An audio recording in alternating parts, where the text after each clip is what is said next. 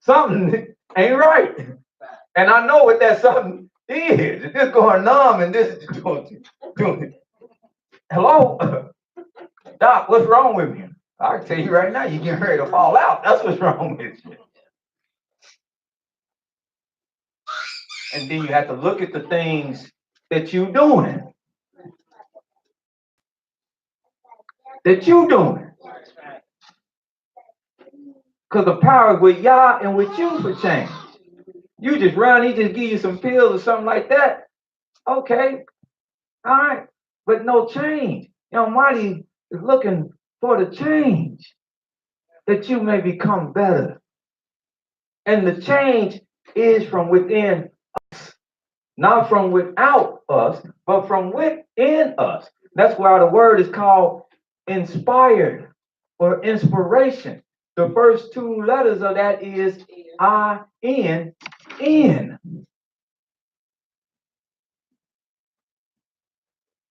If I'm not inspired, if I'm not self-motivated to change, who can motivate me? Who can motivate? Who can really motivate me? If I don't want that, who can really motivate me? If I don't understand the importance of things, who can give that to me?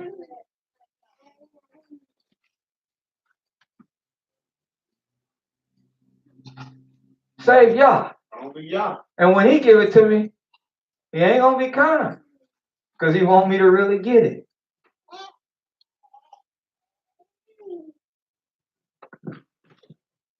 And that's why he asked, attend to my cry, hear me, for I am brought very low.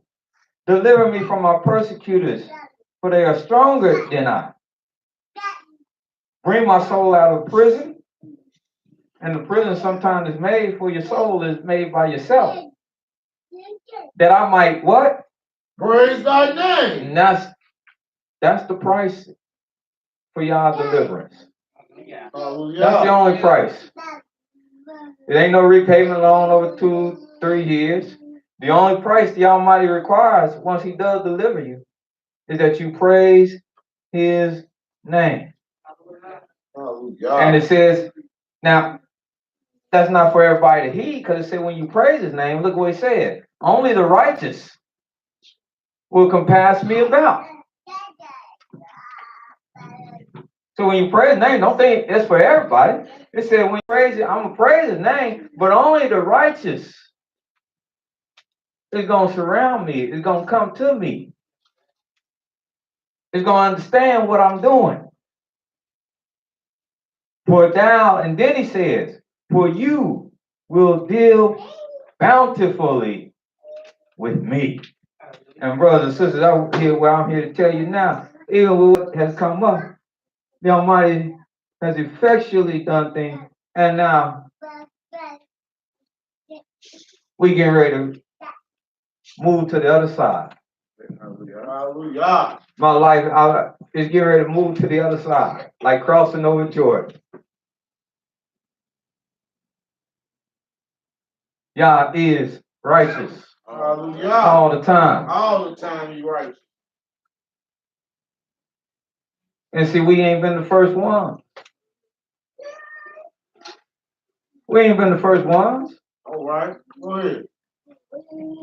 You see it today, I stand here today. We ain't been the first ones to walk in and out of trouble. That's right.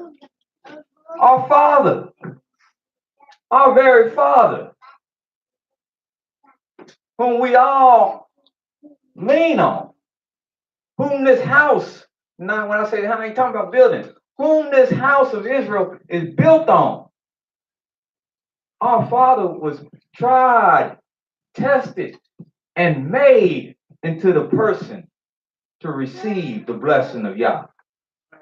Oh, yeah. It was not given to him, just thrown on him. Here it is, sit down with it, and it's yours.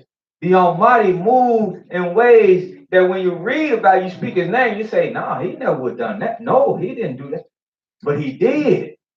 Because this was a part of him being made to receive the promise that the Almighty gave him.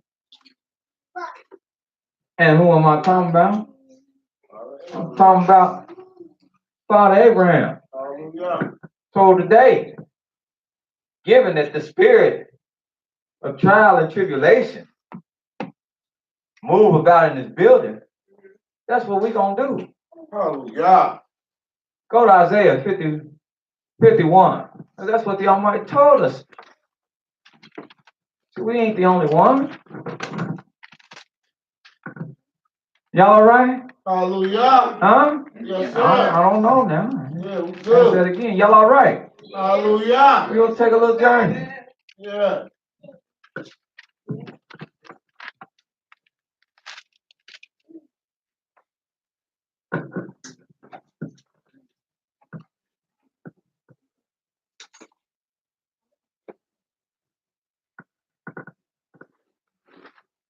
You got 51, Isaiah? Hallelujah. Yes, sir.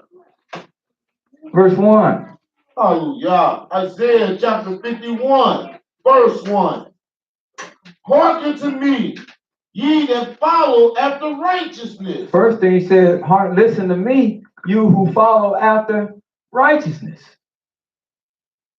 That's why many people don't hearken unto y'all. That's why they don't listen to y'all, because they not really hearkening or following after righteousness.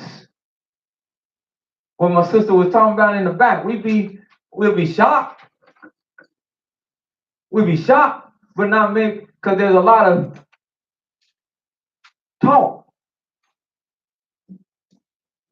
There's a lot of talk.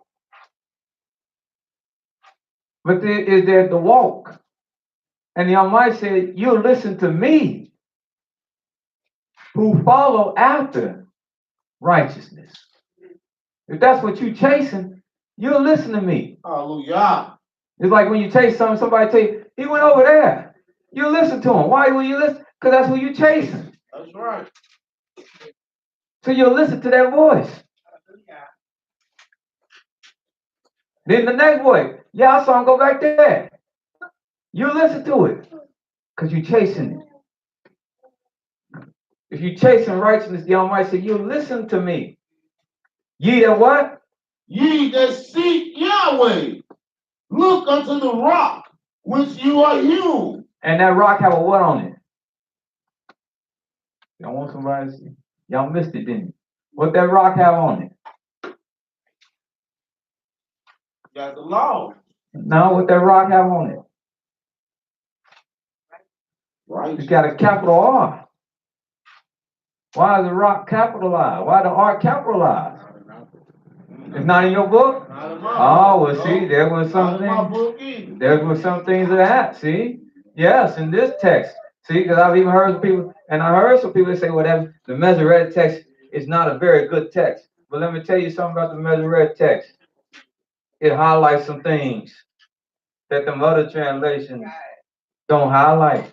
It puts some things in perspective that the mothers don't put in perspective. For it truly, it says, look unto the what? The rock whence ye are hewn. The rock from which you are hewn. And And why would it capitalize that rock, that R in the rock? the foundation which you come from. It would capitalize it, yes. It would capitalize it because that rock is the Almighty. Hallelujah. He's the rock. He's the stable one. He's what strength. He's what'll hold you up. He's that rock. That's why in the Masoretic text they chose to capitalize it. Look unto the rock from which you are hewn. Go ahead. And to the hole of the pit whence ye are digged. And to the hole of the pit which you dig. Look unto Abraham, your father. So first look unto Yahweh. Ye that seek Yah, look unto the rock. Look unto him. Hallelujah. Seek him first. Make him your rock. Yeah. Make him the one that dug you out of the pit. Because he is. I know that ain't good enough for people. Let me back it up. Go ahead, Let me Moray. back it up. Go ahead, Hold this Moray. page. They're going to say, how you know that, brother Aaron adding to the Almighty word? Is it rock? Now he's just going off. Well, let me show you how I know he the rock that it's talking about.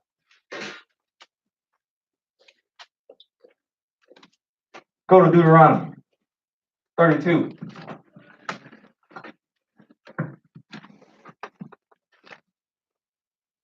And I'll show you, I know he's the rock it's talking about.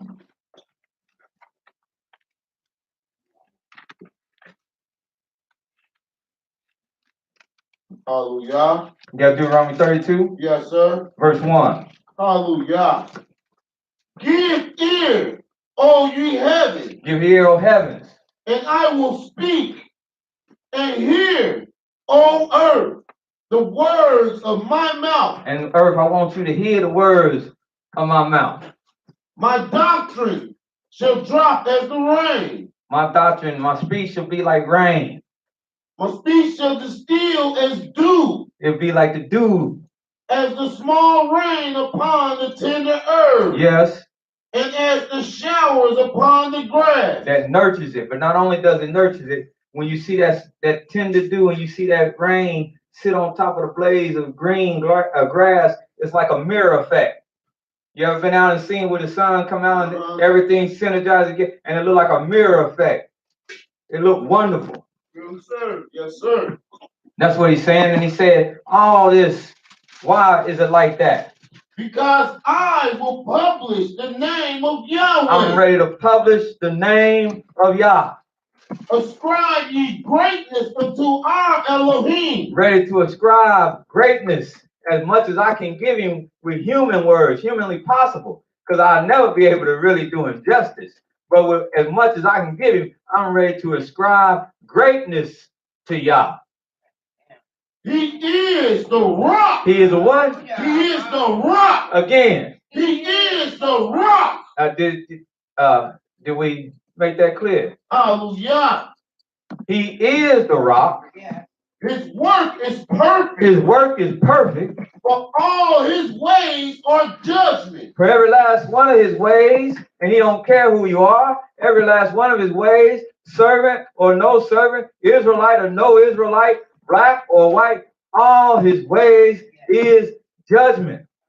An Elohim of truth. He's the Elohim of truth. And without iniquity. So if he wants somebody to be around him, if he wants somebody to hang with him, if he wants somebody to be his friend, like the sister said earlier, if he wants to be a friend and he's a true Elohim, what does he want his friend to be? True.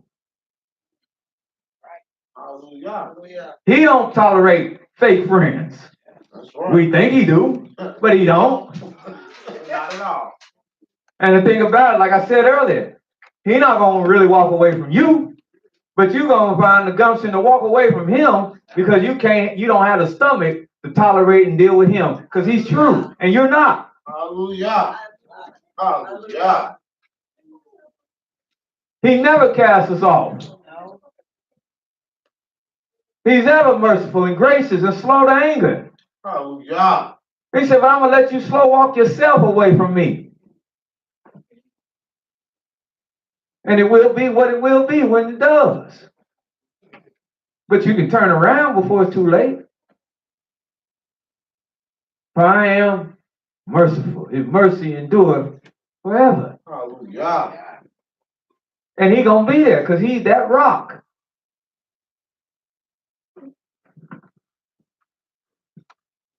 He is Elohim of truth. He's without iniquity, without any fault. Just and right is he. He's just and he's right. Hallelujah. Hallelujah. Hallelujah. I just want to show that he's that rock. Hallelujah. And I can go in Isaiah more, but Isaiah called him the rock of ages. Yeah. It's all over the book. But let's go back to 51. Verse 2. Look unto Abraham your father. Now he tells us, look to Abraham, your father. And unto Sarah that bare you. And look to Sarah that bore you. For I called him alone and blessed him and increased him. For I'm the one that called him. I blessed him and I increased him. I did these things for him, the man that you living off of as Israel. Because we living off the hope and promise of Abraham. That's right. We living off of Abraham.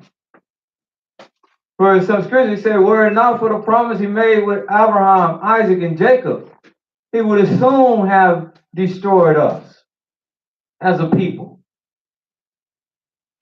We here because of this promise. Hallelujah. Thank you, God. The righteous will go back in the land because of his promise to Abraham. Now, with that much on one man, it behooves us, because sometimes I think we forget to do that. It behooves us, or it stimulates us to take a look at his life. Hallelujah. Huh? Yes, sir. Well, let's do that. Genesis 12th chapter. That's where we'll start. Hallelujah. Y'all want to take a look at his life? Yes.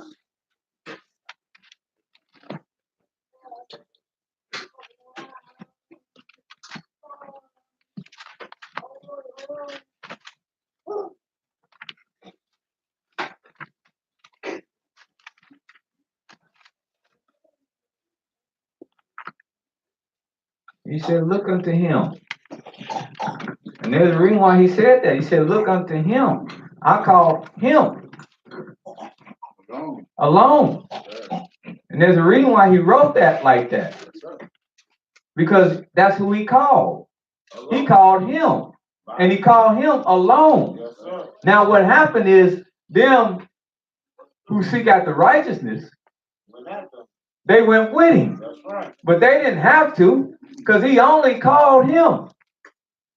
And when he made it known what was happening, they had the choice to say, hey, we can't get with that. We stay right here. You go on with that. Because the Almighty only spoke to him. And everybody else that he spoke to, they had to trust that what? What he said was true. That what he said, the Almighty spoke to him. That's right. Yeah, they hearken. They heed to it. They were seeking after righteousness. 12:1, brother. Hallelujah. Genesis chapter 12, verse 1. Now Yahweh has said unto Abram, get thee out of thy country. He said to who? Abram. He said that to Abram. He didn't come and say, I sat down in the living room with Abram and Sarah. I sat down in the living room with Abram, and he had a few of his friends there. He said he came and spoke to whom? To Abram. I sat down with him and his father, because I wanted his father to know that he was getting ready to leave. No. I spoke to Abram. Get thee out of thy country. It's time for you to leave your country. And from thy kindred. Hold on, your country. Yeah. Your country. Now, he ain't even asked us to do half of what he asking this man to do right here. He came to this man out of nowhere. And mind you, this is a grown man. Right. Hallelujah. This ain't no child. This is a grown man. Will. That all he ever had known is his country. And he come to him out of nowhere and he tell him, leave. The whole country. Get out. That's like somebody leave America. We know in America. My whole He life. tell you to leave Avondale and you like, what? Ain't never been nowhere else. Where am I going? Been here all my life. I know, but I want you to leave. What's out there? You'll find out. Leave your country. And from thy kindred. Uh-oh. And what's kindred? Family. That's your family. That's your people. Guess what? Bye-bye. Mama, daddy, brothers, sisters, aunts, uncles. Bye-bye. We getting this? Yeah. Come on. And from thy father's house. Then he boils it down. Yeah. Because everything around here, because it's communal. So everything falls under your father's. But you got to leave his place too. You got to step out on your own. You got to leave. And do what? and unto a land Go to a land that I will show thee. that I'm going to show you. Wait a minute. Hold it. Time out. You want me to leave everything I've ever known, Everything. all my comfort, everything that everybody, you want me to just pick up, leave that just to go to a land Yes. that you gonna show me? Yes. And you don't know where you're going right now. And I don't know nothing? Nothing. Y'all might say that's exactly what I'm telling you to do. Yes, sir. Now, he ain't came none of us and asked us to do None of that. half of this, No, not sir. even a quarter of this. No, sir. It was one thing. He said, but when you leave, here's what's gonna happen. I will make of thee a great nation, and I will bless thee, and make thy name great, and thou shalt be a blessing. This the promise. This the promise I make to you. That if you do this, I will make your name great. Now let me ask you a question. For people that say the Bible not real, let me ask you a question based on this second verse. He said, if you leave, because some people say this is just a story, but we're gonna prove that wrong. He said, if you leave, I will make of you a great nation. Let me ask you something. Today, I ain't asking who they are, but today, is there a great nation made of this person named Abraham? Yes. Despite who anybody think they are. Yes. Is it a great nation that no matter whom anybody think it is, they look at them and they say, that's a great people? Does that nation exist? Yes. Yeah, it does. Yeah, it does. Yes, sir. Yeah, it does. We claim to be. And we claim it. Hallelujah. And others claim it. Yes, yes. Hallelujah. And I'll show you, but the reason why I ask it is I'm trying to establish how real this scriptures is. Because Literally. Yes, sir. if you claim it, no matter what it is, people say, man, that's a great nation. And I hearken because of this. The shooting that took place last week, immediately when the tragedy came out, the prosecutor, because they recognize that nation. I ain't saying we do, and that's why I'm emphasizing it, but people recognize that nation as the great nation that came from him. So immediately the prosecutor said, we don't seek to have this man in jail. We don't seek to have him sit here for years, for life. We only want one thing, and that is the death penalty. Right out the rip. That is the death penalty. Now, I looked and I went back and I studied all other shootings of all other places because there have been other places like the Sikh temple that got shot up. Yes, sir. The church down in South Carolina. And they whisked the young man away and took him to Burger King and gave him a Whopper like he was some little kid that hadn't done nothing wrong. And I've seen how they treated all these other things. But when he did that, because the way they look at this people, the way they perceive this people to be, they said, that's that great nation. And he offended. There's only one repercussion for him. Take him from here. It's somewhat like scripture. Take him from the altar. Don't even let him get there. Take him, put him to death. That's the only thing they got on the table as judgment for that man. Yes, sir. They don't even have that on the table for the man that went in and blatantly shot the two people down in Kentucky. They ain't even talking about that. They talking about, hey, let's life, maybe. A few years. Yeah. But immediate sentence. Death. Now, I only make that point, like I said, because as the Almighty said, I'm going to make a great nation out of thee. And whoever that great nation is, it's just the world's best kept secret now, who that great nation is. We know, but Hallelujah. many don't know. And that's why the imposter able to get the results that he able to get, because many think it's him, and it's not. But that just makes my point that he promised Abraham that there would be a great nation come from him.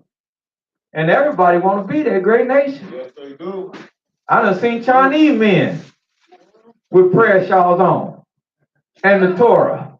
I've seen pictures of them bowing before the Torah, reading the Torah. And they say, we Israel in China. I hope I can come across that picture, that photo again. I'm going to bring it in if y'all bless me too. I done seen it. I ride past the synagogues here in the United States. I know what them folks is. And if they Asiatic or African, I'm a millionaire. Right. And right now, the only thing in my pocket you're going to find that I can get to you is some peppermints. I mean that. Not even in my wallet is there a single dollar. All I can give you is some peppermints. Hey, I'm not you peppermint. You made me peppermint. All right. All right.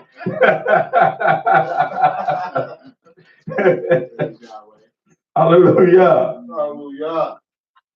But he said, I'm going to make a great nation. And everybody want to be that great nation but the great nation. That's right. Then he said, I will what? I will bless them that bless thee. No, verse 2. I'm stuck on that. Verse 2. Hallelujah. He said, I will what? And I will bless thee. I'm going to bless you, And Abel. make thy name great. And I'm going to make your name great. And That's thou- point number 2. That's point number 2.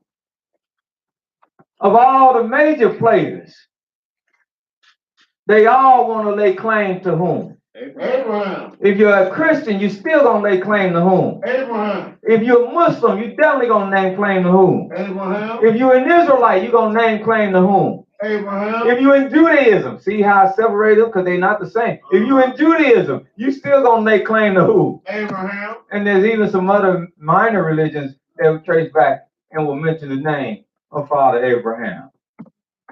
There's African tribes that will mention Father Abraham.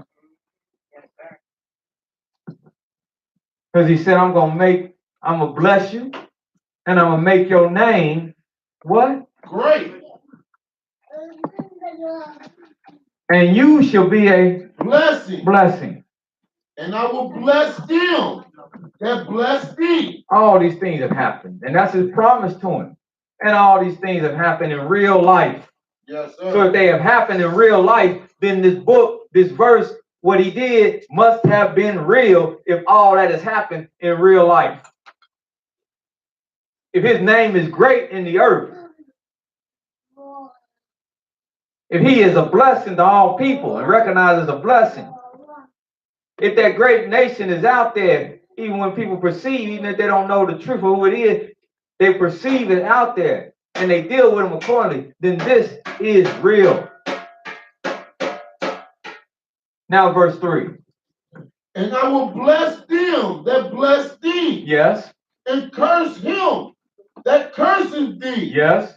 And in thee shall all families of the earth be blessed. That's how you get blessed. And that's still real today. That's how you get blessed. Because let me tell you something about our brother and about the people. And I'm only speaking the truth. Because I sat with others, I talked with them. Who the Jewish man employed more? Who does the Jewish man employ more in his service? That's right. That's right. In the 40s and 50s, who did he have come from over the Rhine and come up to Avondale? My son, we rode through Avondale, and he said, man, these some big homes. I said, yeah, because at one time, these big homes, these big multifamily homes. I said, because at one time, this community that you're looking at, not South Avondale, North Avondale, this community that you're looking at, all these homes was owned by Jewish people. That's why they're multifamily homes. Because when they came here and settled here, they built these big homes and they built them to put 2 and 3 different families in the homes. So they big homes. And now today, when you buy them, they big homes for one family, and they're like a mansion because they're huge homes. But you must know the landscape of what was here. And they huge homes. And guess who used to come take care of these huge homes? From over the Rhine. They used to walk up Reading Road. Walk up Reading Road. And they would take care of all that. Southern Baptist on Reading Road. That's an old Jewish synagogue. That's not a church, that's an old Jewish synagogue. Huh? Yeah, it's righteous. Got the Star of David up there. Yes. That is why. Yes. Go in there, they everywhere. Yes. Yes, sir. Yes, it is. Because Avondale belonged to them at one time. That's the reason why over the Rhine is called over the Rhine. Because when you pass over the Rhine, or the Rhine River in Germany. Because this town, Cincinnati, is a German settled town. Yes, German Jews. Yes, sir. Hallelujah. So, Maureen, is that why, hallelujah, is that why they have, I seen a sign, is them Latter-day, like the Mormon people? No, they something totally different. Okay, because it's a sign like it say something about like Jews or Mormons or something like that in Avondale. It is a sign that's like you go this way to where they at. Okay, they probably have a way of splitting off to let you know where the different congregations is at. Yeah.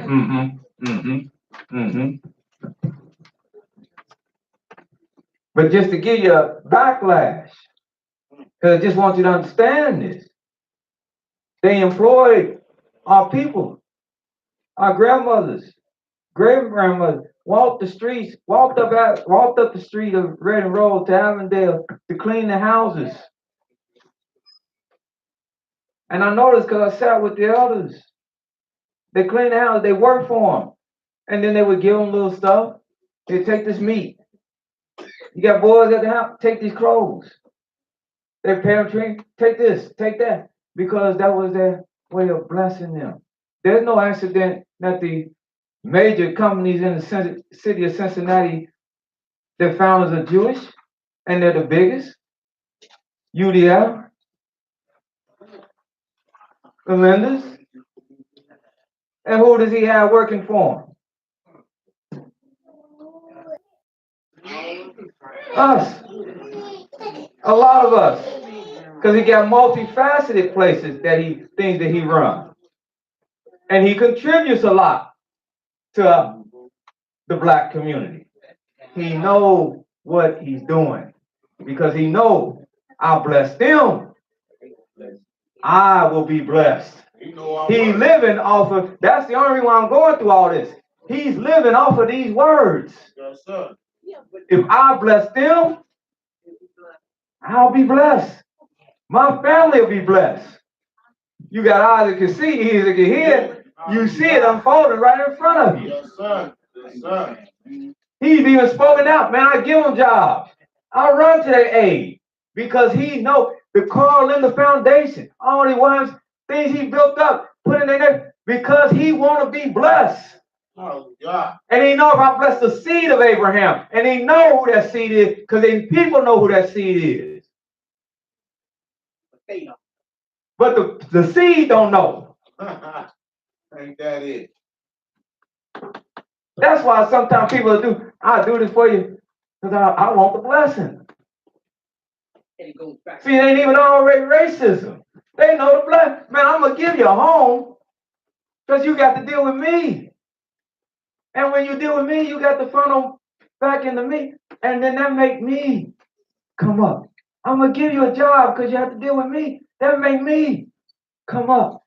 I will bless them because the Almighty said, I will bless them that bless you.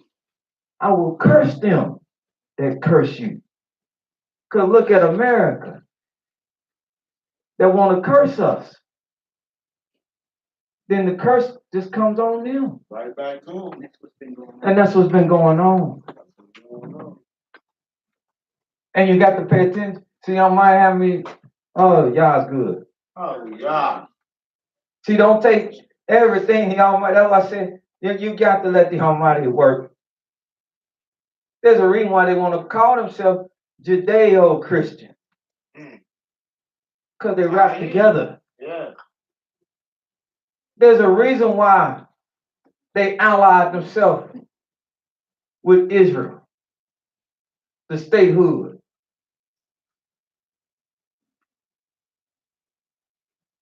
That's another story. Let's keep it part of Abraham. Yeah.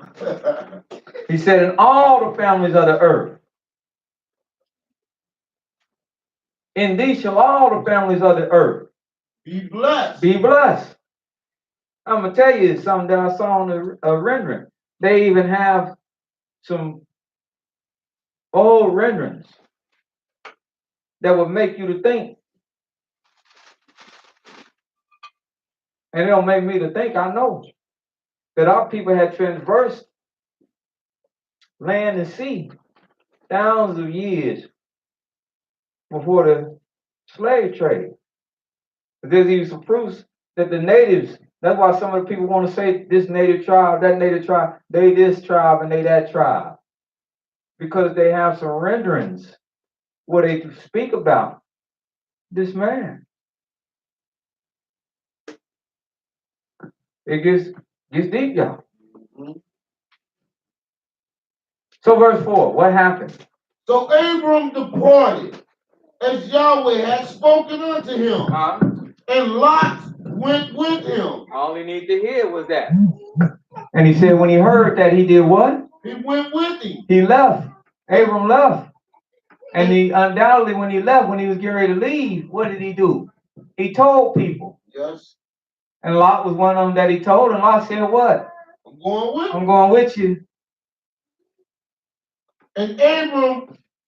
And Abram was 75 years old when he departed out of Haran. He wasn't no child. Remember I said he wasn't no child? That's right.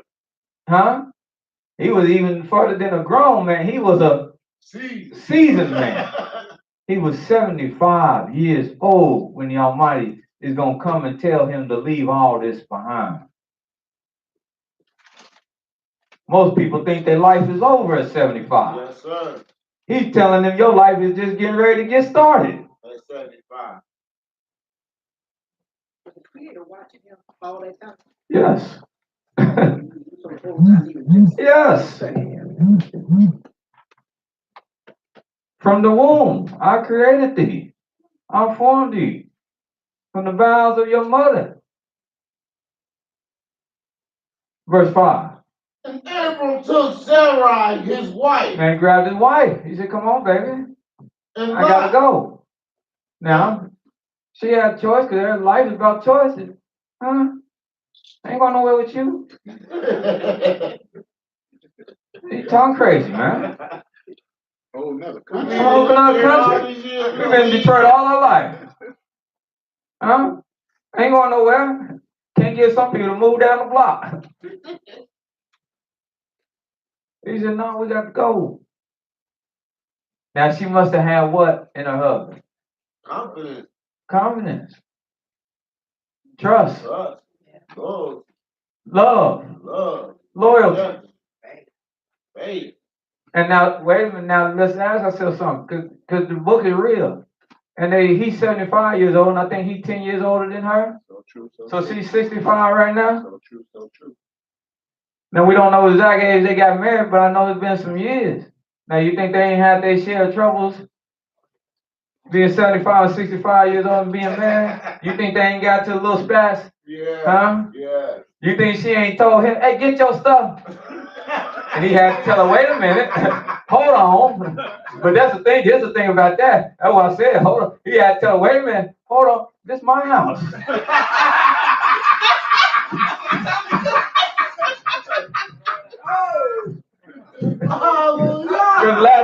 Because it wasn't just when the written law came. the oral law, the red tradition said, so a man should leave his father, his mother, and go get him a wife, and she should come to His house. hello. Hallelujah. So I know he wasn't waiting to no written law to have his own place. Even though it said, get you at your father's house. Okay, even that's his father's house. So that's still his house. So if you ever get mad, hey, get your stuff. Child, please. Brothers. Hallelujah. That's not for the women. That's for us to get our act together. That's right. Huh? Your mind But right. we be talking, let me move in with her. Right. Let me get in because she got good credit. No, well, then you better wait till you build credit up. Work on yourself, build credit, and get you some. So when she does get that certain kind of way, The you brother go, wants to get his own place. child, please. You go to your mama's house. Not out of pride there, but you, huh? But this is my house. Hallelujah. This my house. It ain't the Flintstone where he come with the cat, he came home, put the cat out, the cat jumped back in and set him out. He banging on. Well, my husband get back in. No. But that ain't the regular, that's the regular us. The Hebrew men need to hear that again. They need to hear that again. Ain't nothing but, oh, she got Section 8. Oh, she got the crib. Let me slide in. Because the moment the all go awry, you're going to slide out.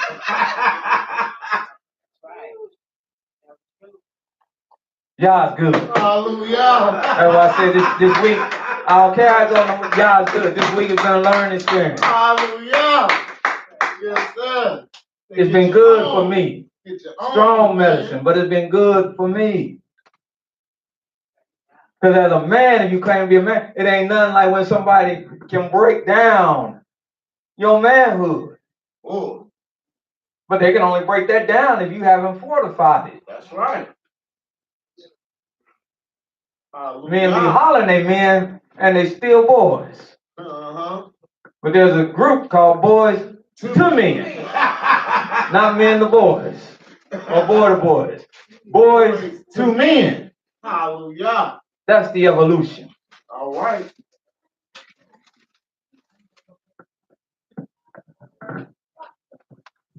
But I'm sure 75 and 65, married for a good little piece.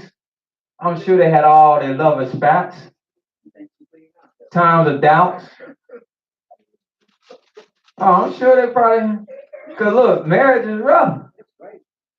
It ain't, I'm going to tell what people don't tell. It is not the fantasy that you see on TV. That's what's wrong with people. They be watching TV and they get caught on TV. Oh, they married. Oh, look, they kissing all over mine. I got married and I said, man, it's like that. Then I got married. I was like, whoa, huh? What? Where'd that come from? And no man would know me. I know them closed doors and lock them. Click, click. You bending down. I don't know if Brother Ben did it. You bending down trying to see in the crack of the door. Hey, hey. I know it. I know all that. I know it. It's a crucible. Yeah. It's one of the things we use in scripture. It ain't to the strong. It ain't to the swift. It's built for him who can endure to the end. And you just got to let the end come, but it's going to test you. It's going to take you around alleys, through alleys, around corners, up and down here. It's going to make you or it's going to break you. One or the other. And that's why a lot of people, they better, I'm going to tell you the truth, a lot of people better in a second or third marriage. Yep. Yeah, than they are in the first. Yep.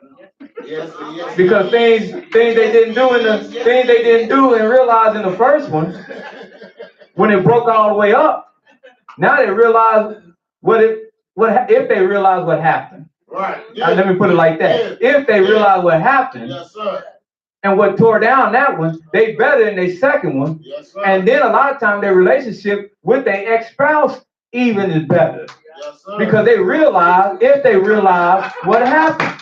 Hallelujah. I heard a lot of people say we better friends now than we were when we were married.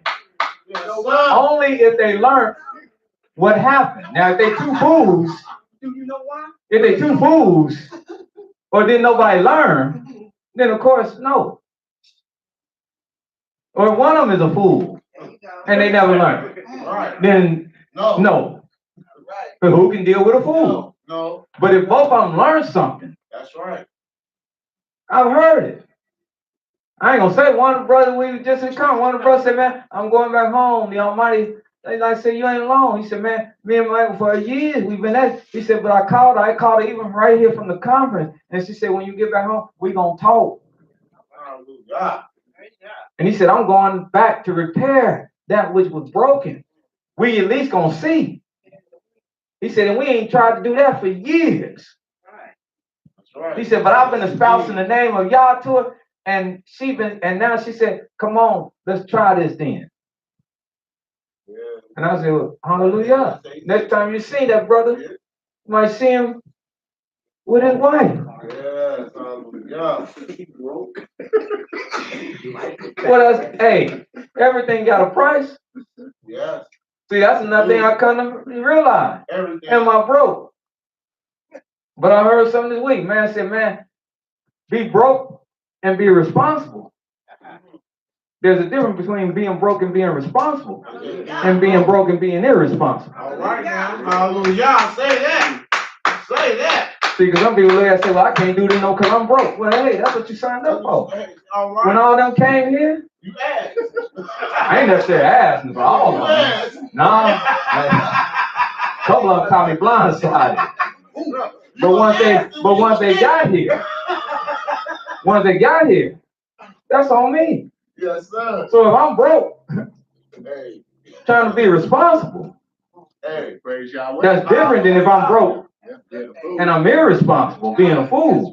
Boy. And a little bit of that was what was learned this week. Uh-huh. The difference between the two. You can be on good ground when you're broke, but you're responsible. Yes, sir. Versus being on ground where you're broke and you're irresponsible. Hallelujah. Hallelujah. All right. That's the truth right there. Yeah. All right, brother. That's the truth. Hallelujah. Hallelujah. Hey, question there. Put that in the book, And right? put it in the book. Put it in the book.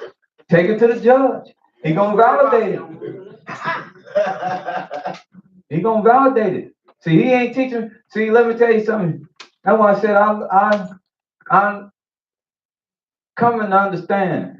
And I don't speak these words just speak them. I'm coming to understand and know Yah is real. Hallelujah. And he's showing me these things because look what he said. Hold this. Yes, sir. We all over the page, ain't we? Yes, sir. But hold this. Spirit gotta move. Go back to Isaiah. All right. Because see, like I said, things in your life ain't only for your life, they for the life of others. That's right. Hallelujah. I was looking at a show about natives. And it ain't no new concept because it's the same concept the Almighty gave us. But this one trial, the man was head of the trial, they got him and they brought him in. He said, we make decisions. He said, we make decisions and the lessons that we have taught from us. He said, we make decisions for 7 generations. Yeah. He said, we make decisions. Every man, when he make his decision, he make a decision for 7 generations. 7 generations. Meaning when he when he look over the matter and decide how to handle it, he is looking to 7 generations that it's going to affect. Well until you're gone. That's much different than how a lot of us look at things. Right. Huh? That's right. We just look at the here and the now and us. He said we look at 7, we make our decisions on 7 generations.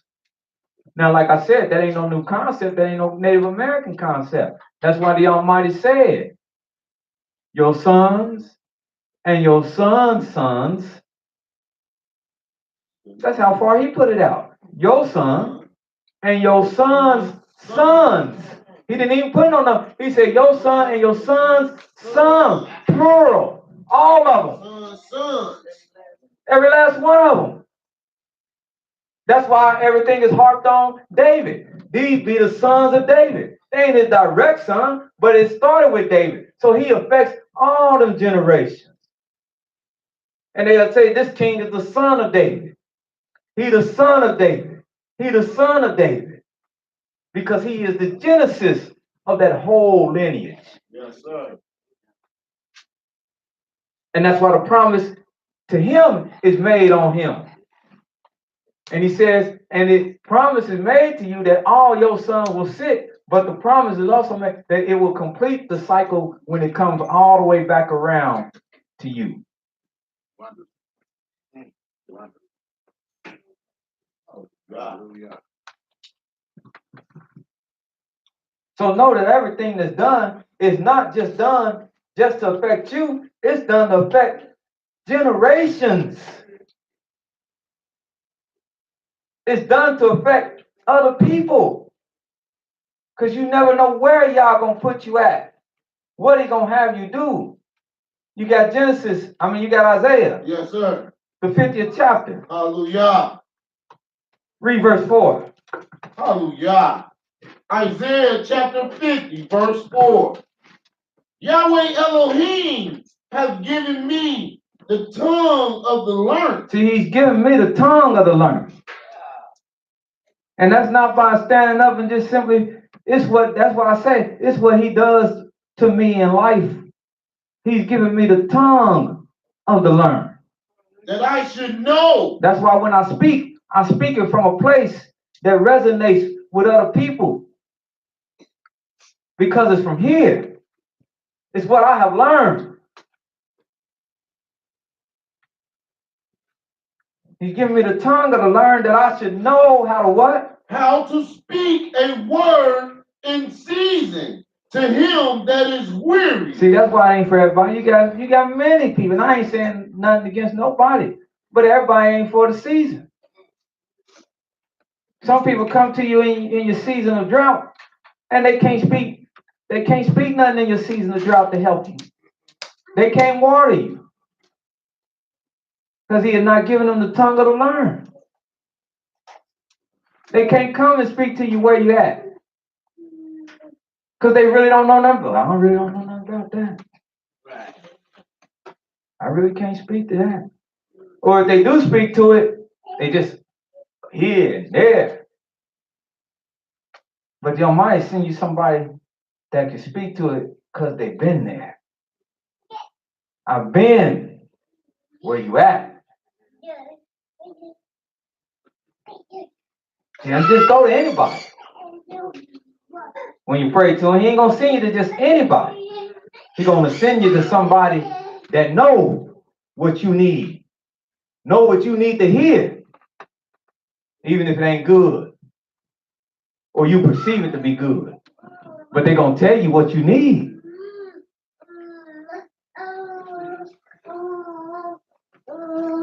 And it may be harsh. But it's the truth. And if it's to help you, as I said last week, like castor oil, it's bitter going down, but it's going to clean you out, get you right, if you let it. So to get the tongue of the learned, it comes with a price. But the Almighty going to give you the tongue of the learned, that I should know how to speak a word in due season to him who is weary. For he waketh morning by morning. Yahweh waketh morning by morning. He waketh my ear to hear the teachings. See, he teaching every day. He ain't just teaching on the Sabbath day. That's what's wrong with some Israelites. They come and they one day Israelites. That's on the Sabbath day. But the Almighty teaches every day. All day. As an elder told me, if you don't learn something during the course of every day, then you ain't living. From the time you rise to the time you lay down, you should be learning. Hallelujah. Because the Almighty teach in the business of teaching. Everybody will look at the natives, because I looked at that show, that's the thing about them. And everything they see a teachable moment. Everything they deal with, they make it a teachable moment to themselves and for their children. That's why they have what they call a coach. They make everything a teachable moment. I was looking at a program just last night, and I said, man, that's deep. Now I wasn't too blown away because I know that should be us. But everything is a teachable moment. Nothing is trivial. From the way they harvest, to the way they plant, to the way everything. They view it as a teachable moment because they make everything around them, they make life itself real. And they say the Great Spirit. When I'm looking at they talk about this Great Spirit.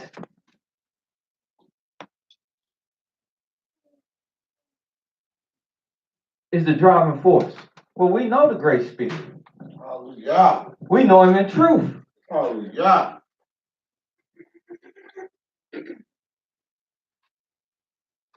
That's why y'all might say you should be above all peoples.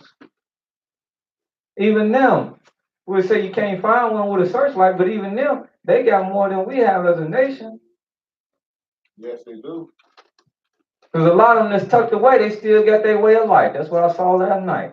And it ain't nothing like it. They know who they are. They practice their way. It's carried on through their children and their families. They can recite their history.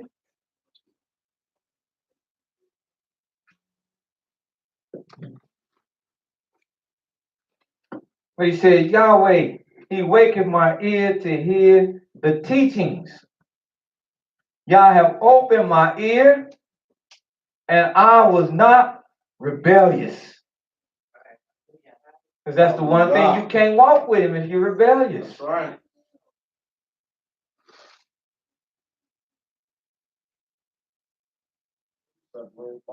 And that's even doing things to you. You do things to you. What did I do to deserve this? No, that ain't the first question you should ask. What did I do to deserve this? No, the first question you should ask, you can ask that, but ask it with a different tone. What did I do to deserve this?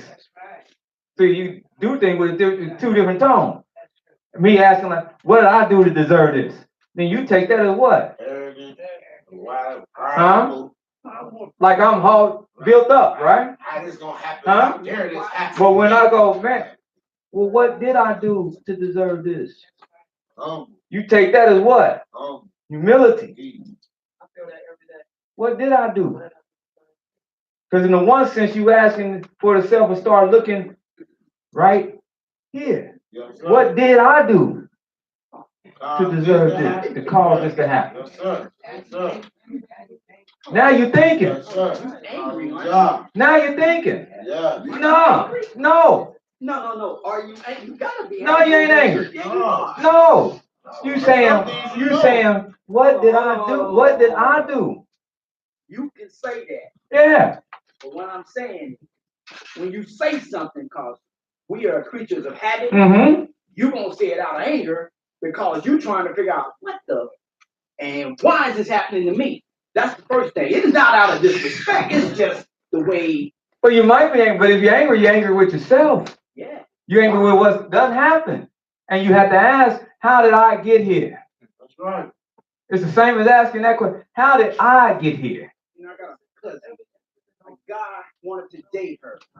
She rebuffed him. She was at the phone booth. He shoots her because he rebuffed her. He paralyzes her. You're saying she had no right to say, what the did I do for this guy to do what he did to me? Yeah. That's what I'm saying. Yeah.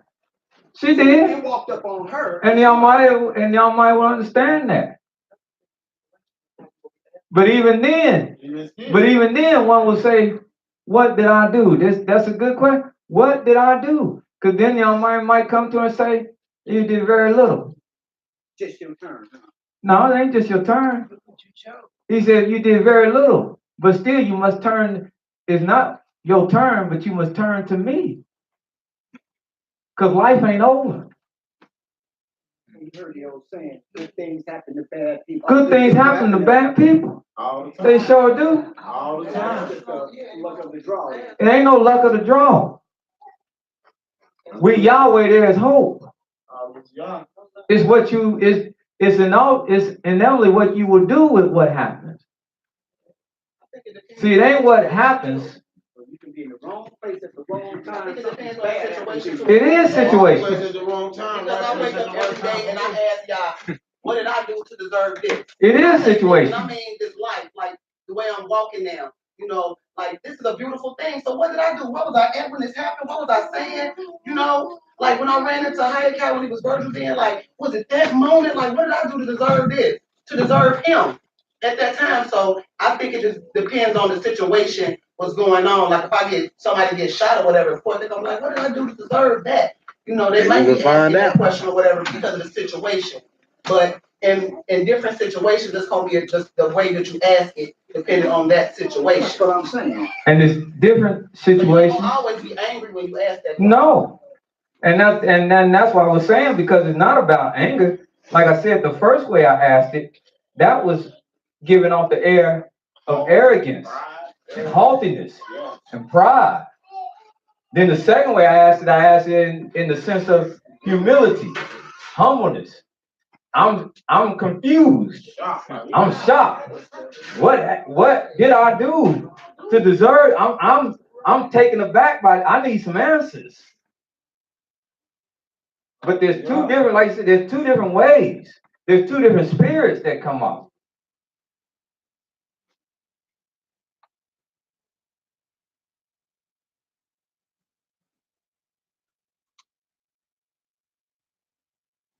Go to Ecclesiastes 7 and 8. And good things do happen to bad people. The Pentagram, I guess song said, you got bad luck. That's what you got. That's what you got. And you listen to that song, that person is in some bad straits. Done lost your woman and everything you own. Home. You don't want to be that man listening to that song. He said, you got bad luck. And he go through all of it. So when you say it ain't my day, he go through everything. Huh? You just get bad. You walking bad. I think they got little peanut, these little cartoon thing. He walks around with a little cloud always on his head, lightning and stuff. He just bad luck. But look at Proverbs 7. Proverbs or Ecclesiastes? Ecclesiastes, thank you. 8. 7 and 7. Start there. 7. To answer that question, start there. Hallelujah. Ecclesiastes chapter 7, verse 7. Surely oppression maketh a wise man mad. And yes, it's simply because she turned the rascal down and he did what he did. That's oppression. And that's enough to make anybody what? Mad. Mad. Huh? Yeah, she gonna be mad. What has happened to my life? Surely oppression make a wild man mad. And a gift destroyeth, and a gift destroyeth the heart. And bribe can destroy or corrupt the heart. But look at verse 8. Better is the end of a thing than the beginning thereof. It's better when we come to the end. And the end can be a long way sometimes. And the But it's always better. In the end, it's always better. I watched the Aretha Franklin song, and there's not too many songs I can say that I like. But it didn't mention, they did a good job not to do it. Didn't mention his name. Clark Sister sung it. It was requested by Aretha. And it's a true song. The song was my life spent in vain? Was my life spent in vain? Because that's the end of the matter. And that is the end of the matter. Because you never ask that, you never really start asking that question until you get to them last days. And that's when you rehash aspect of your life? Was it spent in vain? Or under all circumstances, no matter what it was, did I give all I had to give to make sure my life was fruitful? If not for just myself, remember what I said.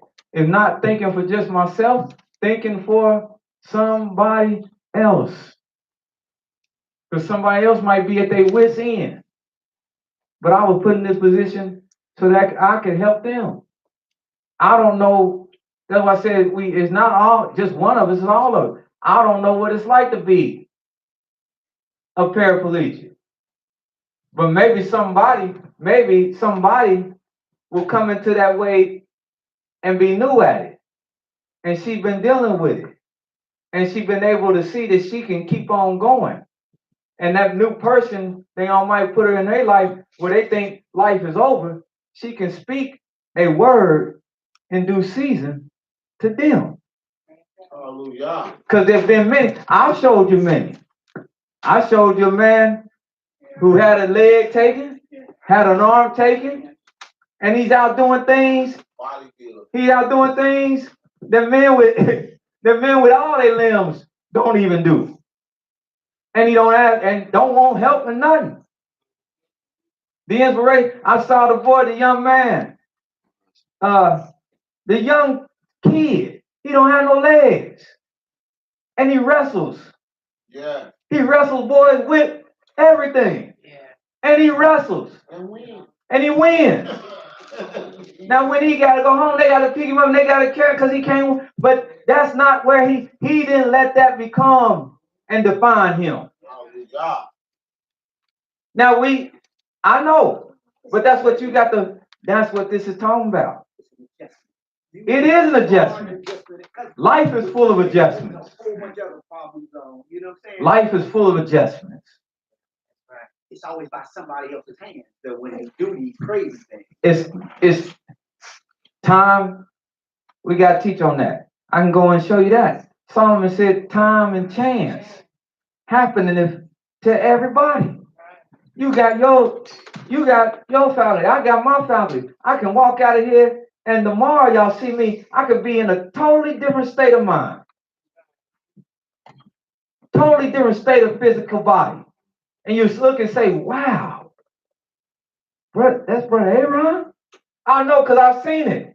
I've seen people I've talked to, and a couple of days later, when I go and look, I'll be like, that's him?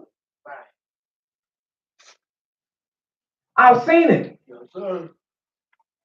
That's why our people say, our people have all these saying, that's why we speak like that. Here today, gone tomorrow. That's why we say every moment is precious. That's why the scripture you say, teach me how to number my days. Ain't nothing promised to me except the promise of life everlasting. The end of the matter, if I be righteous. But ain't nothing here. That car, no house, my body. That's why all this book, to the law and to the testimony. That's why this is our book. That's why Job is written. Hallelujah. Because it ain't about none of that, Job. It's about the end of the matter. And the finite end of the matter is going to be the day you meet your maker. Yes, sir. That's right. Hallelujah. That's the finite, that's the answer to everything. People can say what they want about all the other stuff that happened in between there. Learn the lessons. But the end of the matter is where you stand in the day you with your maker. I got to qualify that. Go to Ecclesiastes, Yes, sir. 12th chapter.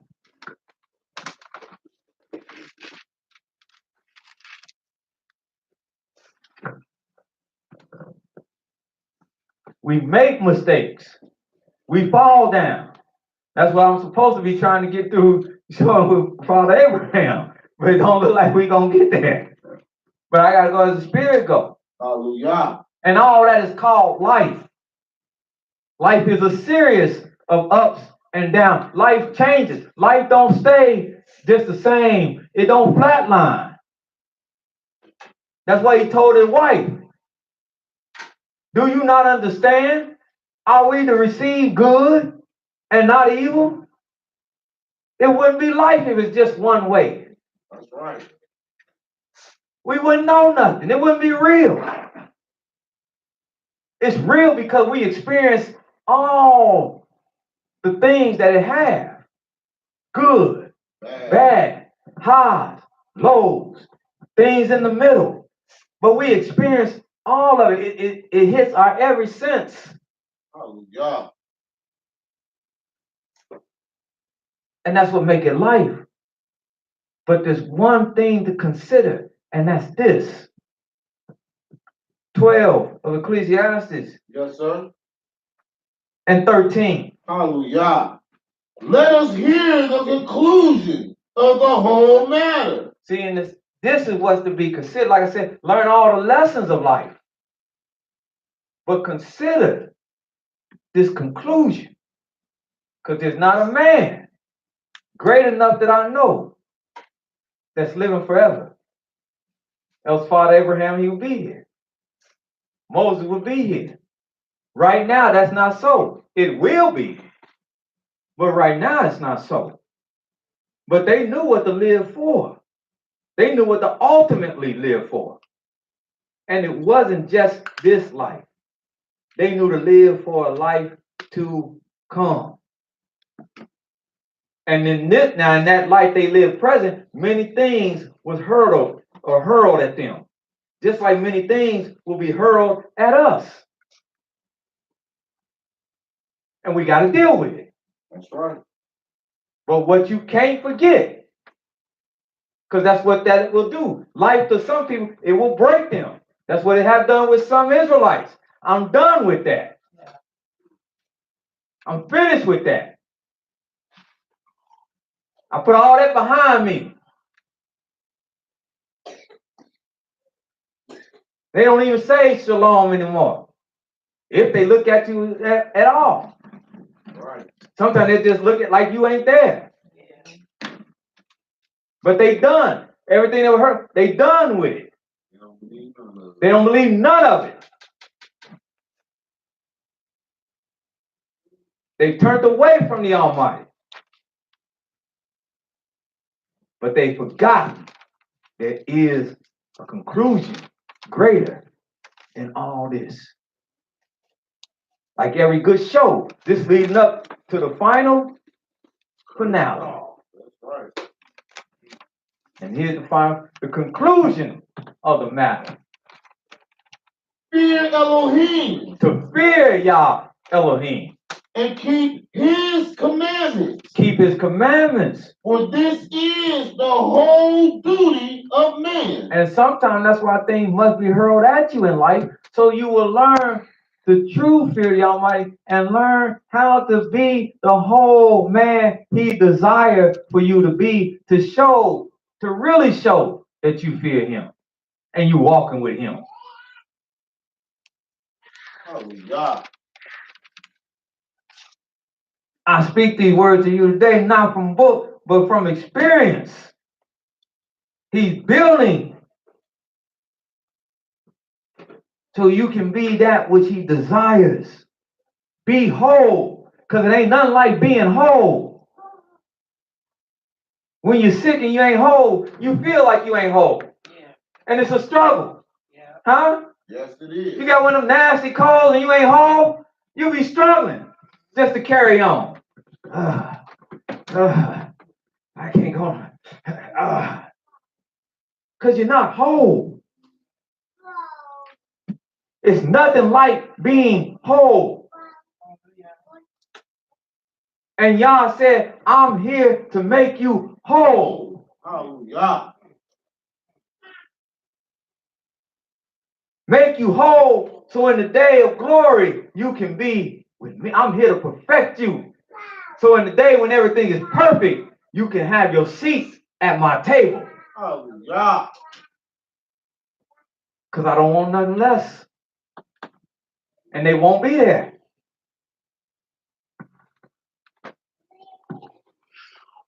The conclusion of the whole matter is to fear Elohim always and keep his commandments. This is the whole duty of man. And he tells us what life is. For what? The Elohim shall bring every work into judgment. Because everything you did in life. As I say, your life is an open book before the Almighty. It is. Everything you did. He know all these things. That's why I said, I poured out my complaint to him and I took my trouble. He know all these things.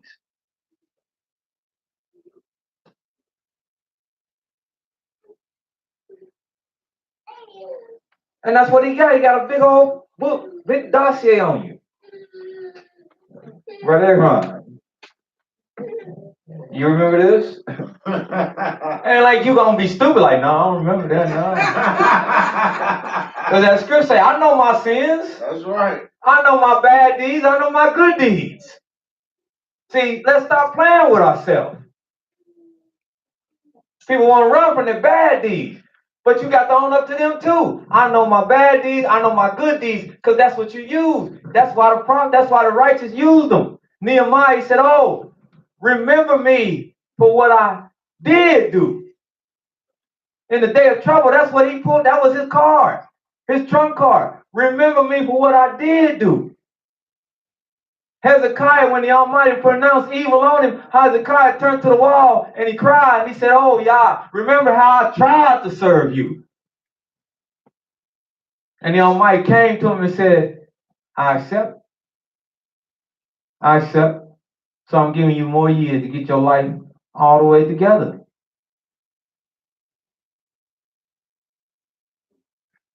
Well, not be naive, not play stupid, not even be naive, not play stupid like we fooling somebody. We know our good deeds, we know our bad deeds. Right. We know everything we done. That's right. So if y'all might come down and sit in your living room tonight with a book and he start bringing out stuff, you can't sit there and be like, where'd that come from? Huh? You sure that was me? You sure that was me? Yeah. You gonna go up in a puff of smoke right there. We ain't gotta go no more. I ain't gotta read no more. He just get up, walk away. Be like, what the? Oh, is that? And he ain't got time to waste with them. Huh? We know them. That's what David wrote. I know them. They ever with me. They like the hairs on my head. I can tell you.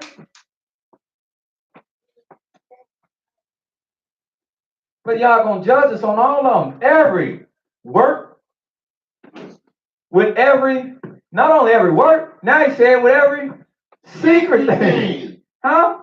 Because there's some things that people in the land of living should know about you. That's right. They don't need to know. That's right. I watched one of the little superhero movies, and at the end, he wasn't really the villain. But he told me, he said, I'll play the role of the villain. He said, man, you the good guy. He said, no, the people need to think this man is the good guy. So I'm going to be the villain. You let them chase me. I'm big enough. Don't divulge what he was. Don't tell them about his wickedness. Some that seen it, they know what I'm talking about. He said, I'll take the fall. There's some secret things. And what I said, a little bit of love cover. There's some things you just cover. Hallelujah. Yeah, they was like that, but we just, Uncle Johnny, I could tell you some stuff, but we gonna cover that. That was the beauty of the two oldest boys. Noah fell out. Open. The two oldest boys said, hey, it ain't time to make light of that and make that known publicly. Grab this. Grab your end. Let's back up. Let's cover this indiscretion. So nobody even knew that happened. And that was treated well. The one that went in, you see that? No, there's some things you cover. They're going to be a secret. They're going to be the skeleton in your closet. But it's not going to be unknown to the Almighty. And that's why he said he's going to deal with that too. The secret thing. And he said they ain't all bad.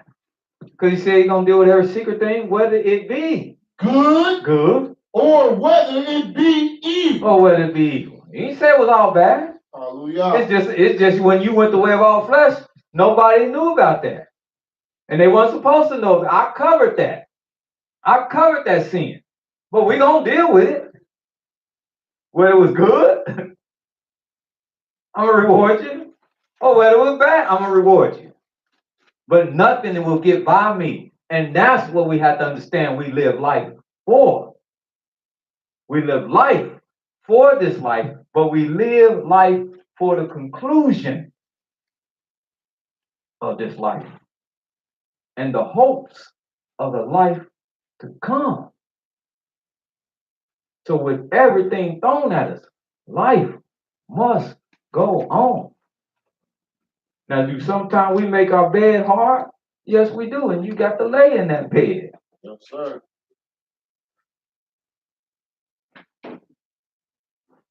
But life is life. And Yah is the truth all the time. And he is the essence of all life. Come on, let's get back to Genesis. Hallelujah. That's what Abraham's story was supposed to show us. Brother Abraham done went all over the place, haven't he? Went on the supposed to go on the cruise, and we done went on the expedition. My gracious. But I want you to see some things. You see, because people we get things mixed up. Everybody used to call me and talk to me in private about Alicia. I say, Alicia is a man. No matter what I think about him in relationship with your he's still a man. Nevertheless, and he's a man like every other man. See, we don't have no fallacies. We're not reading no New Testament where they give us somebody that's like a superhero. That's right. Something that's make-believe. The Almighty have you read about men. Real men. That have the experiences of men. Let's go. So we read where he started off the chapter, and what did he do? He's promised Abraham to be what? A mighty nation. A mighty nation. A blessing. Families of the earth. A great name. Yes. He promised him all these things, didn't he? Yes, sir. Let's read. Read on. We're in Genesis chapter 12, verse 5. And Abram took Sarai, his wife, and Lot, his brother's son, and all their substance that they had gathered, and the souls that they had gotten in Haran. And they went forth to go into the land of Canaan. And into the land of Canaan they came. And Abram passed through the land unto the place of Shechem, unto the plain of Moreh. And the Canaanites were there in the land. And Yahweh appeared unto Abram and said, unto thy seed will I give this land. He's about to make another promise to him again. Build on the promise he's already made. Unto your seed at this time. Now he don't even have no seed. He don't even know where no seed coming from. But he said, your seed will I give this land. And there builded he an altar unto Yahweh, who appeared unto him. And he removed from thence unto a mountain on the east of Bethel, and pitched his tent, having Bethel on the west, and Hai on the east. And there he builded an altar unto Yahweh, and called upon the name of Yahweh. Do we see a pattern in 7 and 8? Y'all just told him he was going to. Well, let me tell you what the pattern is. Everywhere he went, he made sure to proclaim the name of Yah. Hallelujah. He built an altar in the 7th chapter. He built an altar to Yah, who appeared unto him. And then he removed from that place, and he went to the mountain on the east of Bethel and pitched his tent, having Bethel on his west and Hai on his east. He went to another place, and he built an altar unto Yah there. And he called upon the name of Yah. And Abraham's journey going still on southward. Go ahead. And there was a famine in the land. And Abram went down into Egypt to sojourn there, for the famine was grievous in the land. See, that's a circumstance. Now, somebody might say, well, didn't the Almighty promise him he's going to be great? And the great name? What about all this stuff Yahweh promising him? Why he going through a famine? Why this great man, this holy man, this blessed man, why he going through a famine? You tried. Because life is full of what? Ups and downs. Circumstances. Trial and tribulation. So he got to go through the famine. The Almighty put him through the famine like everybody else. There was a famine in the land. Go ahead. And it came to pass, when he was come near to enter into Egypt, that he said unto Sarai his wife, Behold, I know that thou art a fair woman to look upon. That means she was pretty. She was beautiful. Yeah. Because now let me tell you, I talked to her in person one time. He said, yeah, see, this meant she was white.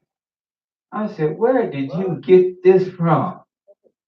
That's what I said to him. That thing said that. It says she a fair woman. And that's what he didn't know. He took that down that she was white. I said, where did you get that from? Fair.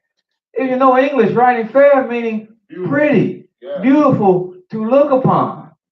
And then we looked up fair. And that's exactly what it meant. I said, please. I hope you ain't taught this to nobody else.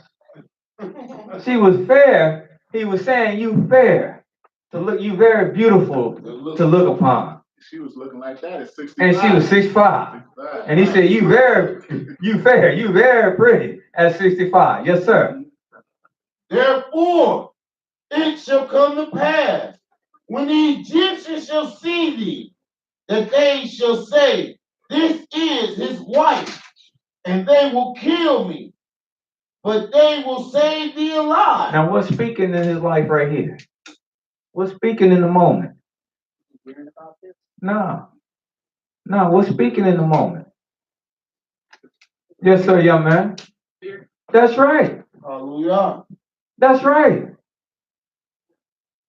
Although the Almighty has come to him, held great discourses with him, told him he gonna be blessed, told him he gonna be a great nation, told him he gonna be a blessing to everybody, told him his seed gonna inhabit the land. His seed is. Well, he must have a seed. They can't, if the Almighty word come to pass, he must have a seed. How they gonna kill him before he have a seed? Huh? He ain't gonna have a seed when he dead. But although all that he knows, all that's been told to him in life, with what life throw at him, he is still a human being. He's still a man. He's still a person. Even though anointed and picked by the Almighty with all the praises and blessings heaped on him, he's still a person, and he's still given to everything that a person is given to. And right here you see one of those qualities, and that is with the unknown, he is what now? He is fearful of his life. Even knowing Yah's with him does not make him immune to things people can feel.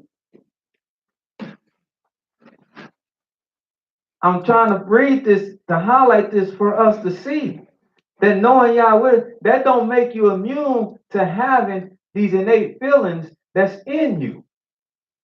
And that's why the Almighty is going to work in your life, because he's going to work you through your circumstances so that they don't become bigger than he is. So that you understand whatever your circumstance is, if you walk with him. If he will come to you and he'll promise you, and you know he's real in your life, and you walk with him, you can get beyond your circumstance. Hallelujah. And it not handicap you. Because here, he is gripped, exactly, the young man was right. He is gripped by the fear that because his wife is so beautiful, these Egyptians will look at her and they will lust after her. Huh? And they will take his life. Yes, they will. Man, do that Not to because man. he did anything, but simply have a beautiful wife. But his fear is because he know men. They will lust after him and they will take her from him. So he have fear in the face of the unknown and he have doubt. But that don't make him less of a servant of the Almighty or not a man of the Almighty. He's still the Almighty's handpicked.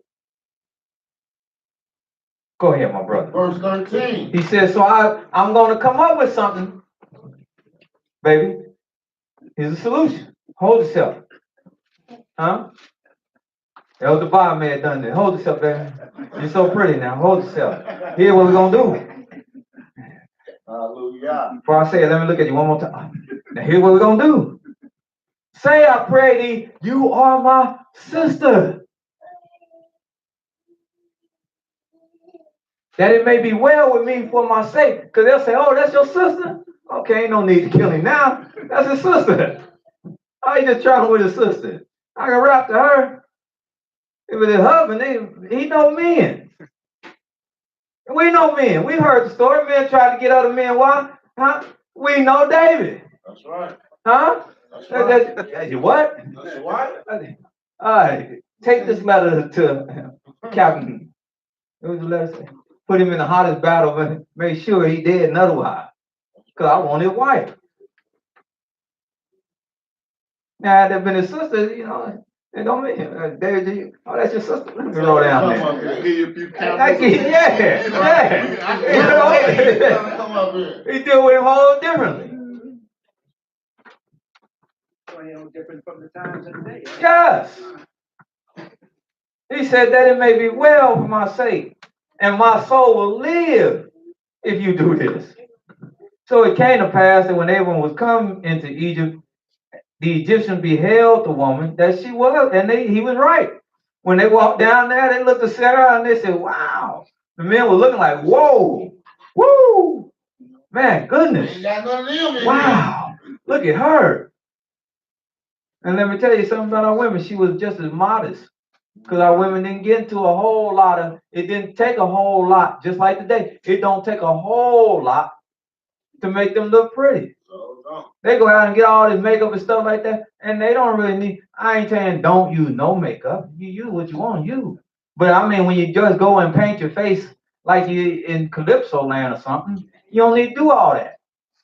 Because our women are already beautiful, and beauty is enhanced by, is greater by what's inside of you than what's outside of you. So she was fair, not only because of her physical look, but she was fair because the way she carried, I'm sure the way she even carried herself, the way you saw her walk, the aura that was around her, she carried herself like a lady. And that's what, to a man, that's what made him say,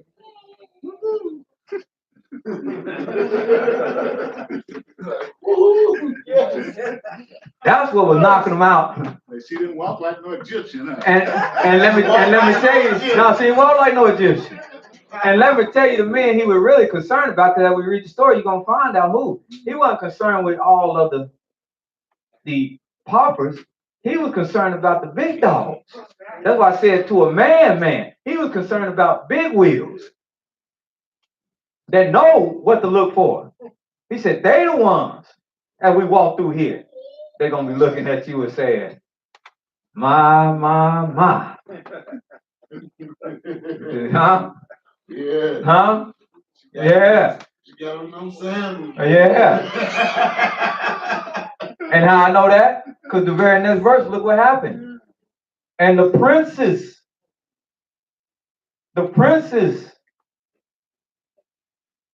of Pharaoh, did what? Saw her.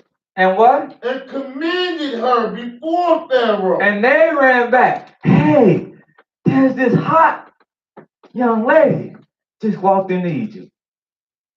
She's different than all the Egyptian women. They ran back and told Pharaoh. Yeah. And the woman was what? And the woman was taken into Pharaoh's house. Uh-huh. And he entreated Abram well for her sake. See, Abram didn't know what the Almighty was doing. The famine, all that's leading up to setting up Abraham for a blessing. The famine, where somebody will ask, why did he have to go through a famine? That's right. Well, that famine took him down to Egypt. When he got into Egypt, he made a story, said, you my sister. And that was saved his life, and it possibly did. And then she went, under the pretense of being a sister, went into Pharaoh's house. And Pharaoh is now, he did what? He entreated Abram for her sake. Like Elder said, he paid him. Oh, that's your sister? Here you go. Here you go. Somebody give him some of this. Give him some of that for us. So we take her out of your hands. Yeah, take this. Pay some of this gold and silver. Take that. What you want for it? And you said, yeah. He entreated her. Look what he gave him. And he had sheep. He gave him sheep, and oxen. and he asses. And men servants. Gave him men servants. And maid servants. Gave him maid servants. And she asses. And camels. Huh? Yeah. He was just pushing it. He was just putting on it. He was looking at her. He was looking at her and just put it. Do you want that? And give him that too. Give him that too. We take that too. Say when. We gonna keep some of this? No, I'll take that. And then I say, give it all to him. But Abraham looking like, what is happening? This ain't the way he envisioned, but this is the way the Almighty is starting to make it happen for him. Some of it through what? Adverse situations. Yes, sir. Hallelujah. Y'all seeing this now? Yes, sir. Huh? Hallelujah. And then after the Almighty used Pharaoh to do that, now look what y'all did. And Yahweh plagued Pharaoh. Now he plagued Pharaoh. And his house. With great plagues. Because of Sarai, Abram's wife. Because of Sarai, his wife, whom he wanted to be back with Abram. He plagued him and put something on his mind that he said, what have I done? Huh? Not in the arrogance of man. What have I done? What is wrong here? The things have fallen apart since this woman have come into my house.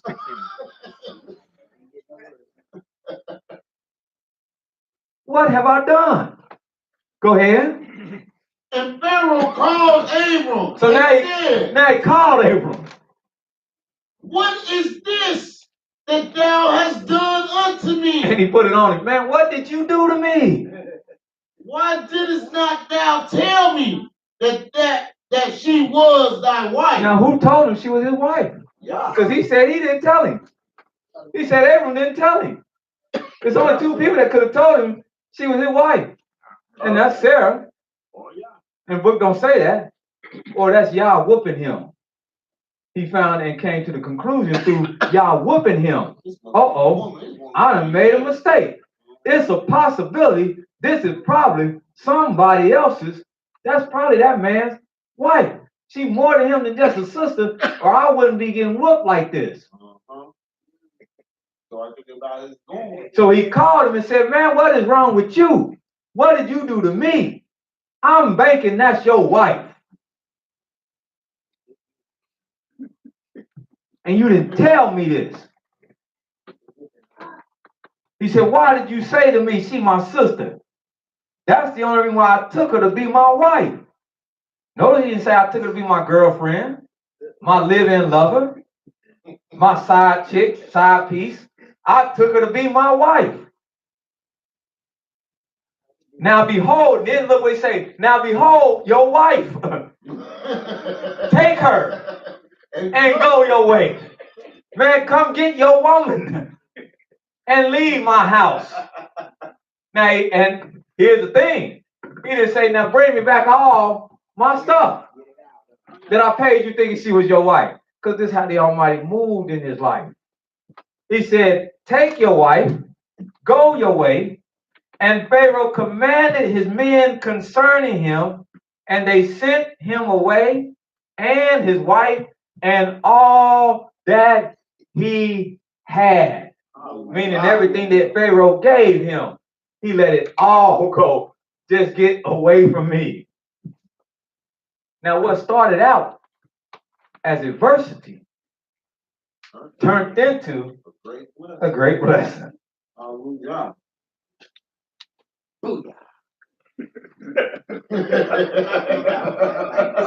That's why we read this. That's why he said, look to Abraham.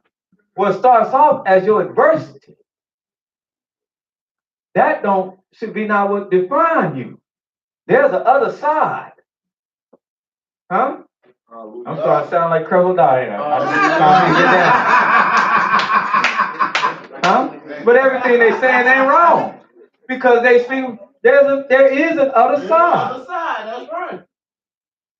Y'all be saying, now bring me y'all money. Now, if I do that, then y'all got to get out of here. Oh, give me a new check.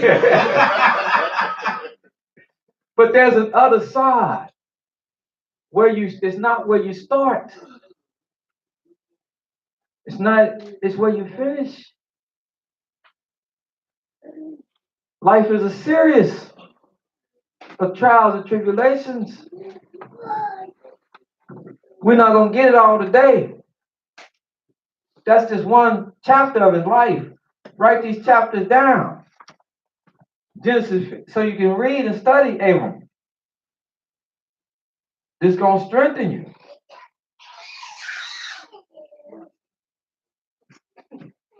You can read from 12 and just read all the way up to 25 to the day he died. Because that's what you should do if you're going to study his life. But then we write down 15th chapter.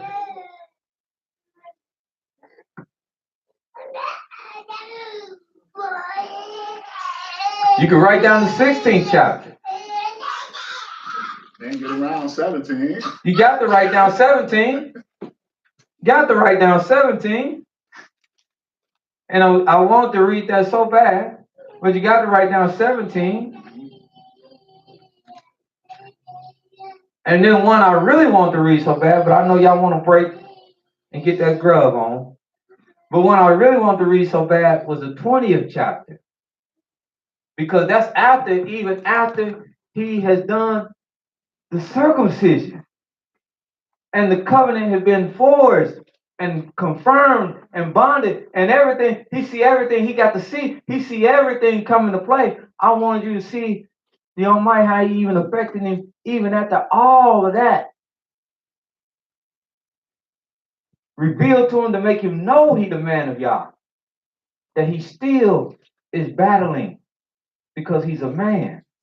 And he's still subject to things that can face men. If y'all indulge me for a few more moments, can we read that or y'all want to break? Let's read. Huh?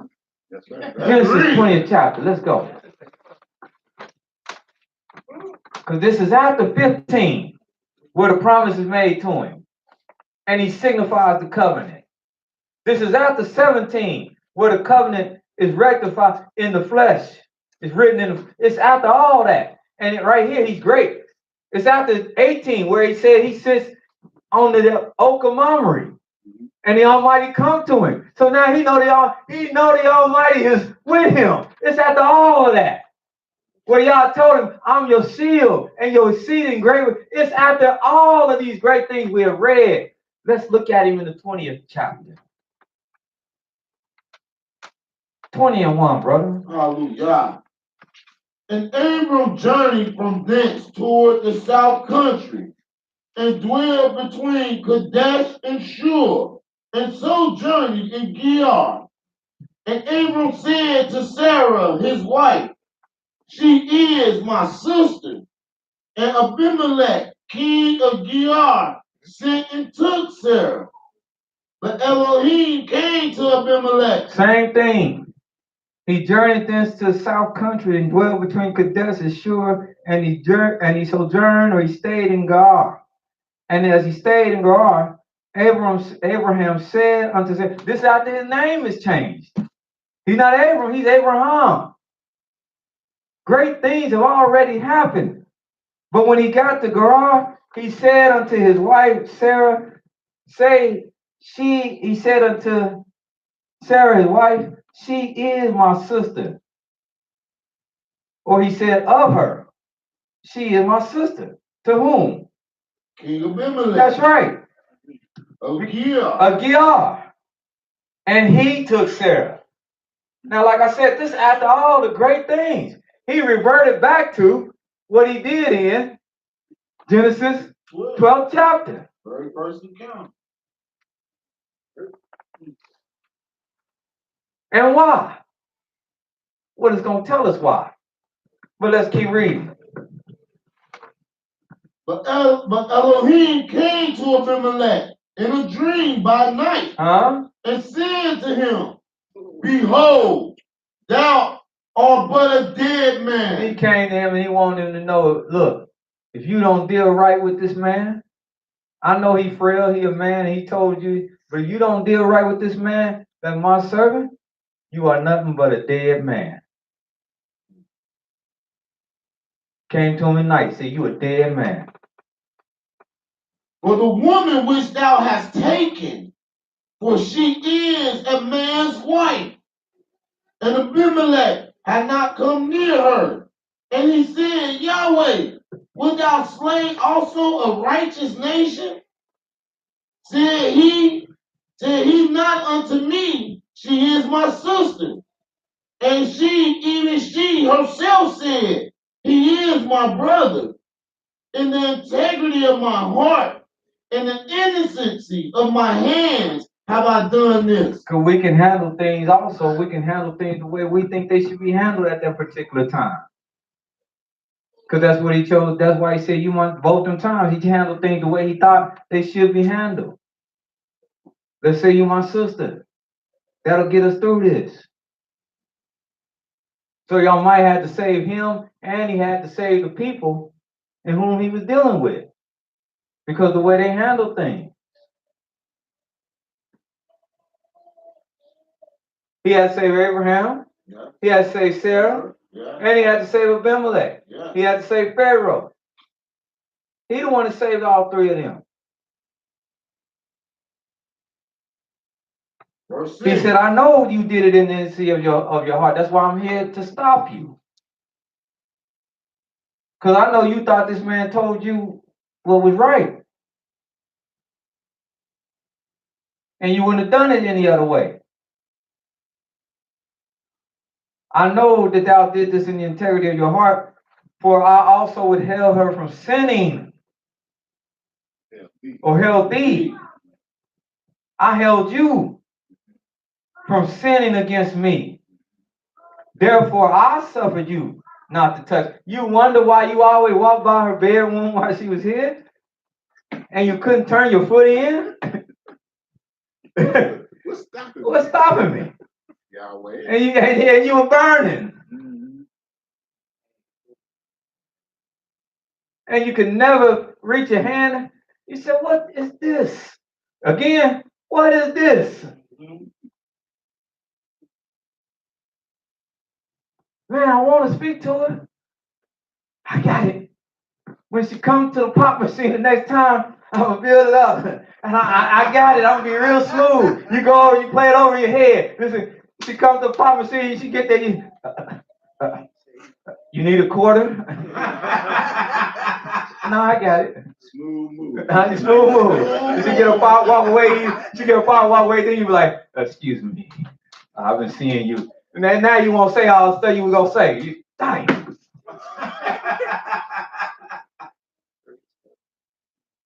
And it happens a lot. Yeah. Sometimes what's stopping you? Yeah. What's stopping you is there may be something you don't know.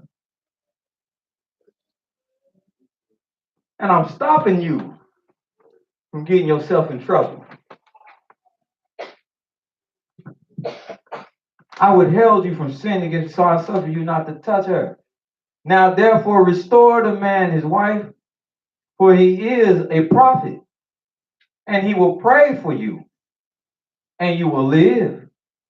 But if you be rebellious and don't heed me, and you restore her not, know thou that thou shalt surely die, thou and all that is yours. Therefore Abimelech rose early in the morning and called all his servants, and he told all these things in their ears. And the men were sore afraid. Then Abimelech called Abraham and said unto him, What hast thou done unto us? That's the second time he's been asked that, huh? And what have I offended you? Why did you do it? What did I do to you? That thou hast brought on me and on my kingdom a great sin. See, that's how we knew righteousness was hid, not just when it came with the written law.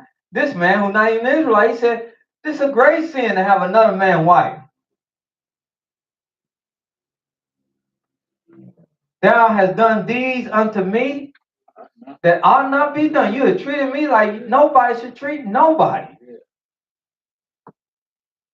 And Abimelech said unto Abraham, What sawest thou that thou hast done this thing? Abraham said, Because I thought. He said, What gave you cause to do this? And Abraham said, Because I thought. Because I thought. See, he's given to thinking about how he see things. You see that? Yeah. I ain't making this up. I just want us to see. That's why I said, look unto your father. He was human like you and I am human. And he perceived things to be a certain way. I thought what? I thought, surely the fear of Elohim is not in this place. And they will slay me for my wife. Yet indeed, she is my sister. Because now I didn't tell you the whole truth. But I did tell you part. Because she is my sister. She is the daughter of my father, but not the daughter of my mother. We don't have the same mama. But we got the same father. So she is my sister. And she became my wife. Because that is part of law that's not given yet, because things were closed in a little more. And it came to pass when Elohim caused me to wander from my father's house, that I said unto her, This is the way you show kindness unto me. At every place where we will come, say of me, This is my brother. And Abimelech took sheep, oxen, men servant, women servant. In other words, he humbled himself before him to explain everything.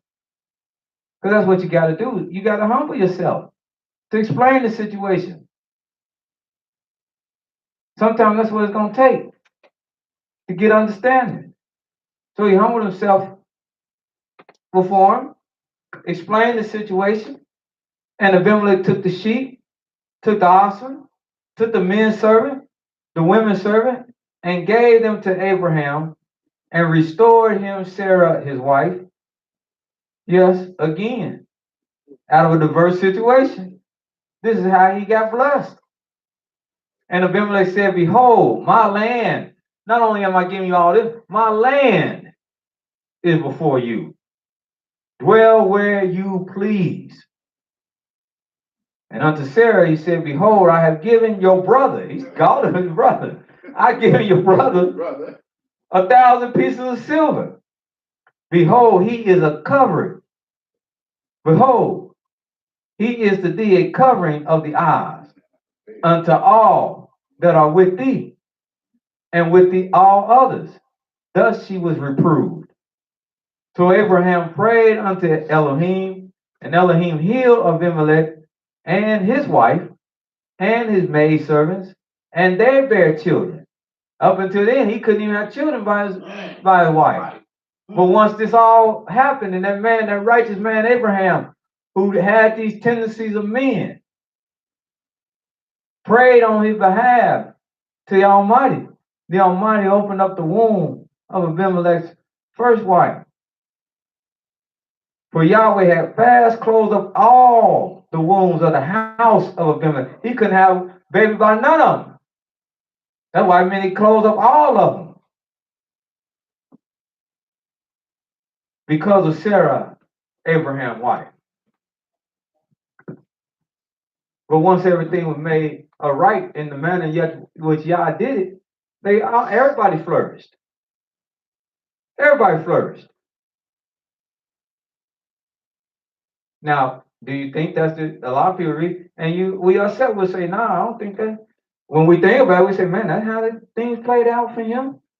But that's how things played out for him. See, people can always be critical, and that's what they do. You ain't did, you didn't. That's another story. That's another lesson in Job. They came there to always accuse him. Oh, you ain't did. Oh, you ain't that. Then if you was that, you did. Oh, you did. In his hard times, they came there to accuse and lambaste him and everything. And it don't take that stuff, because a man know what he, like I said, well, you know what you done did to put yourself in hard times. He don't always need nobody to come and beat the drum. Sometimes, like Job said, miserable comforters are y'all. All y'all need to do sometimes, all I want you to do is really just come here and sit down and just chill. And let me wallow in my own self-pity. I know what's wrong. Just look at me wallow in my own self-pity. Have pity on me. Yes. If you're going to speak a word, try to help me lift myself back up. Oh, good job. Don't just seek to beat me down. I know where I went wrong. Right now, I need to sit here and figure out how to get it right. And if you want to help me out, help me in that matter. But we good at, as they say, when he's down, kick him again, stomp him.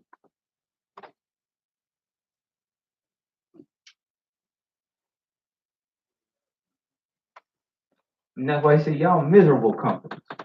Because y'all not even comforters. Y'all making me feel worse than what I was before you got here. You call him back home. Because Elihu was there.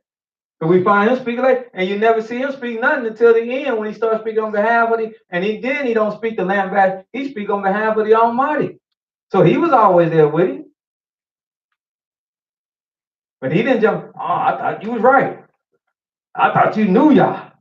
I thought that you always run around there, people think you hate evil and all this. What happened to you? He didn't go in all that. He was right there with him, letting him suffer. Because he knew and understood the man was suffering.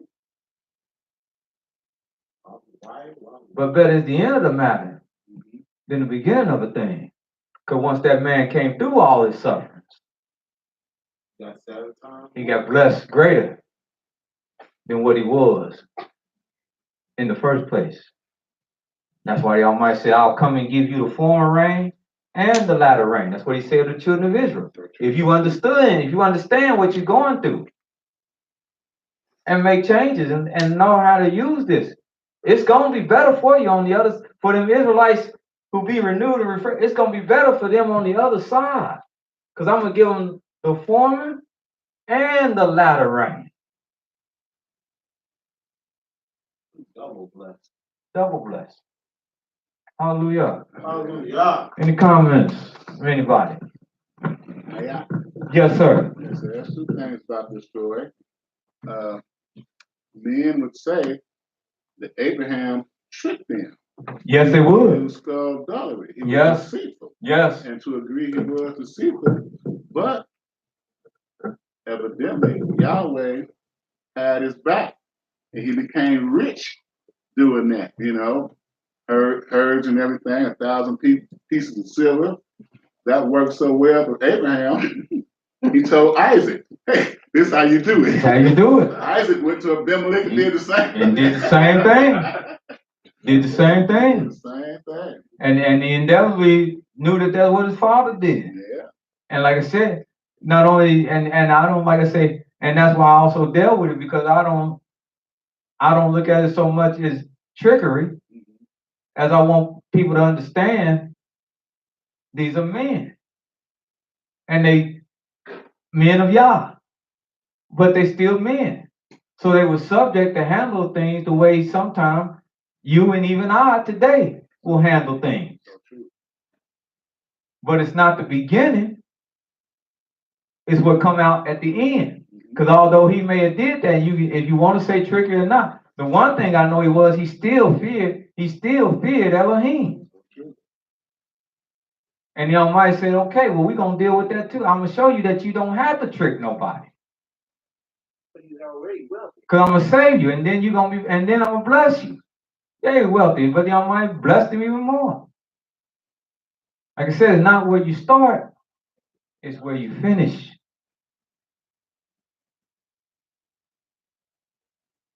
Hallelujah.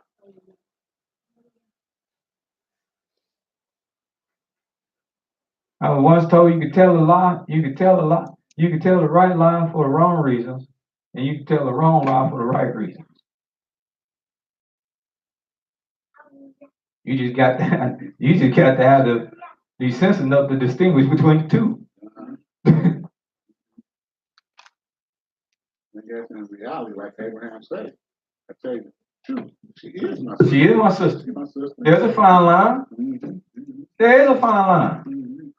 I tell you, I ain't really lying. I ain't tell you like you want to hear it, but Right.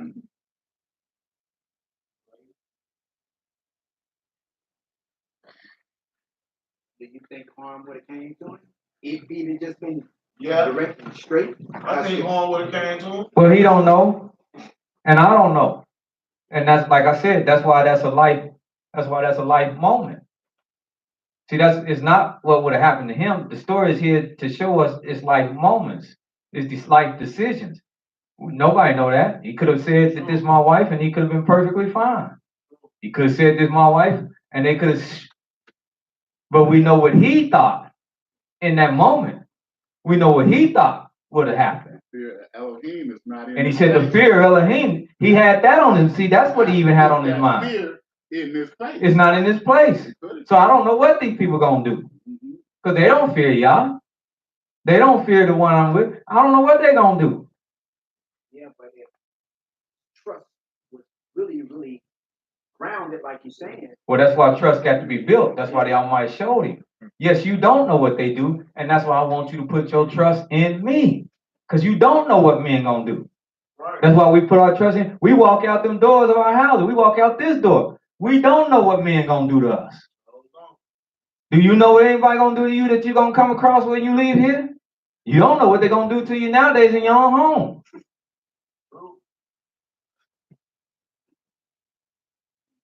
That's why he said, your trust, all your trust, I want it in me. Hallelujah.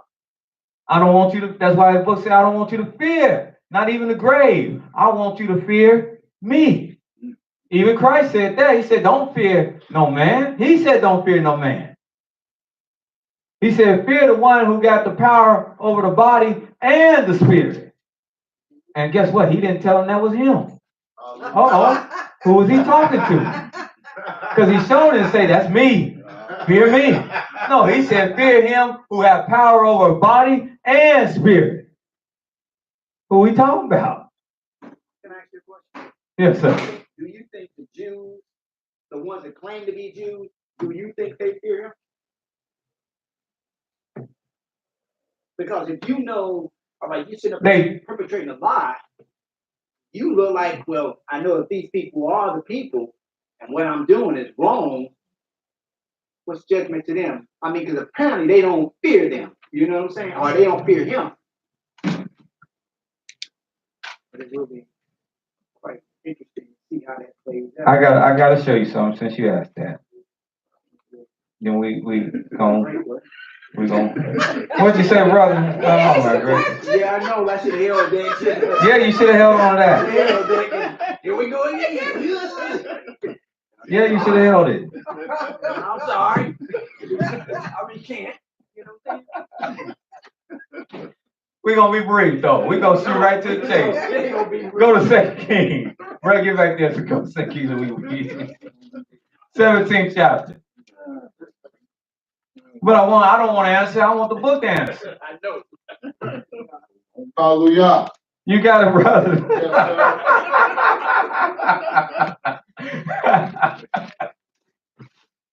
Yes, 17. Yes, sir. 26th verse. Hallelujah. No, it's not first verse. Oh, don't do that to me. My side hurting.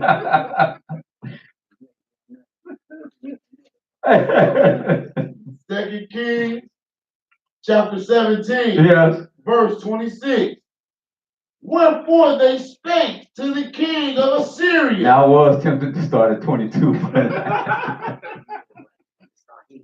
go ahead, brother.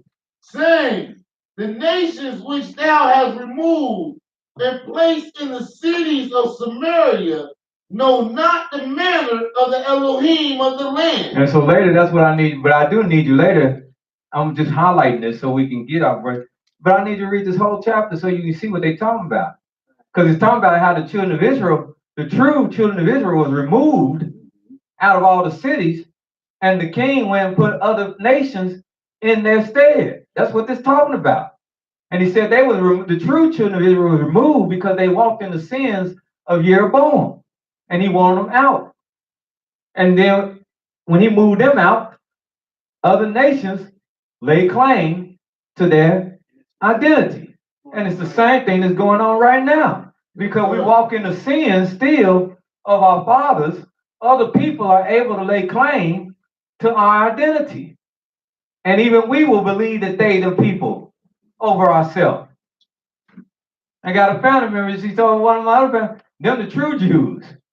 When he told me, I just laughed, said, they don't know nothing. You got an excuse. Bless their heart. They don't know. They don't even know how to navigate a Bible. You tell them to turn to Ecclesiastes, Psalms, they ain't gonna find it. Where that's at? I don't even get mad no more. I just have pity on them because I know they don't know nothing. And it ain't worth getting mad about. But go ahead, brother. It said, wherefore the what? They know not the true what? Religion. That's why they practicing Judaism. We're not practicing Judaism. They're practicing Judaism. Because they don't know the true religion. Right. Of the Elohim of the land. Therefore, he has sent lions among them. And behold, they slay them, because they know not the manner of Elohim of the land. And when you read that word religion, that it means way. They know not the true way of the Elohim of the land. Because he didn't give no religion. He gave us a way of life. And so that's what that's translated at. They know not the true way of the Elohim of the land. So what did the king do? Then the king of Assyria commanded, saying, carry thither one of the priests whom he brought from thence. One of the real priests who we got in captivity, grab one of them and take them back to those people. And let them go and dwell there. And let him go and stay there. And let him teach them the manner of Elohim of the land. And let him teach them the true way of the Elohim of the land. Then one of the priests whom they had carried away from Samaria came and dwelt in Bethel and taught them how they should fear Yahweh. He had to go back and teach these people how they should fear Yahweh. Even though now they there and they look like they impossible and they look like they the people of the land. No, this real priest, this real person, one of the real seed had to go back into the land and had to be amongst them and teach them the fear of Yah. Howbeit every nation made idols of their own and put them in the houses and shrines which the Samaritans had made. And every nation in their cities wherein they had dwelt. And they go on to tell you who it was and what they did. So skip down to 32. It says, and so they made all these idols, and they use these idols as an expression saying they fearing the Elohim of the land, but they're not. They just idol worshiping. But 32 is going to tell you they thought they was fearing Yah. So they feared Yah and made themselves the lowest of priests of the shrines, which sacrificed for them in the houses of the high places. They feared Yah and served their own idols after the manner of the nations whom they carried away from thence. Unto this day, look at this, they do after the former manners. They do not fear Yah. Neither do they after their statutes or after their ordinances or after the law and the commandment which Yahweh commanded to the children of Yaakov. That's why you even have Orthodox and unorthodox Judaism. They make it up as they go.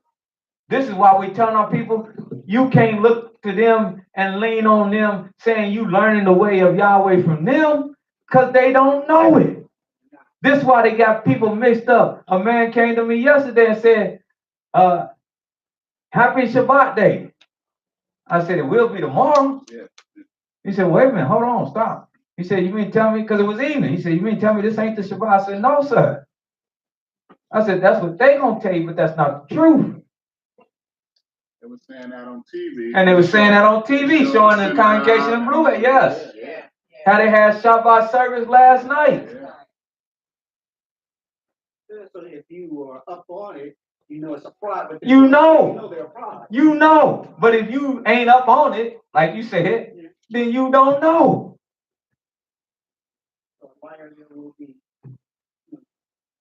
He said again, but they don't know the law and the commandment of Yahweh, who he commanded the children of Yaakov, whom he named Yisrael. That's what I wanted you to see, to answer that question. They perpetrate, like I said, I saw a little Chinaman, anybody can do it now. But that don't mean they have it, because they don't have it, because we don't have to read it, but I just quoted Psalm 147.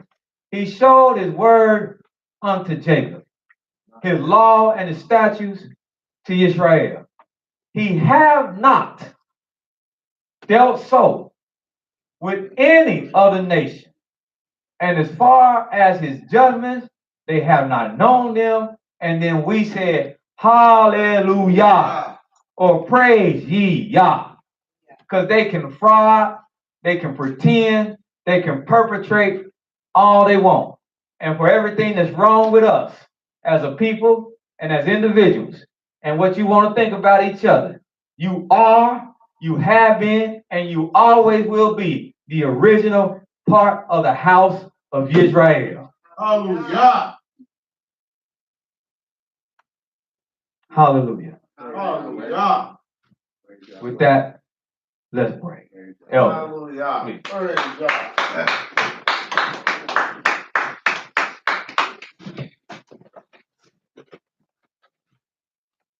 You got another question first?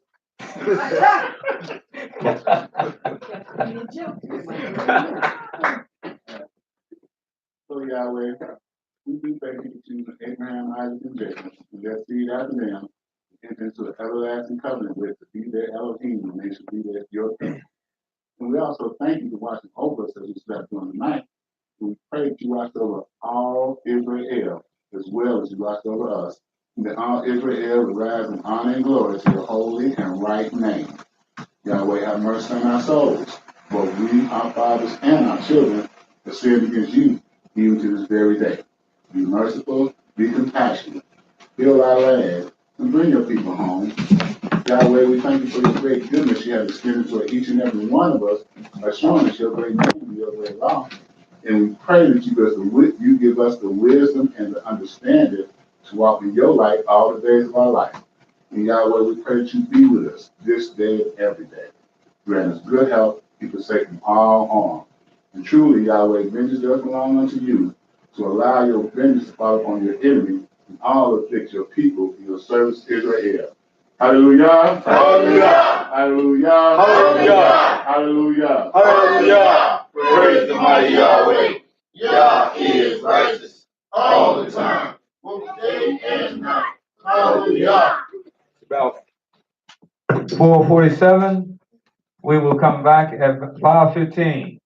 We will come back with the first family. Hallelujah. All right?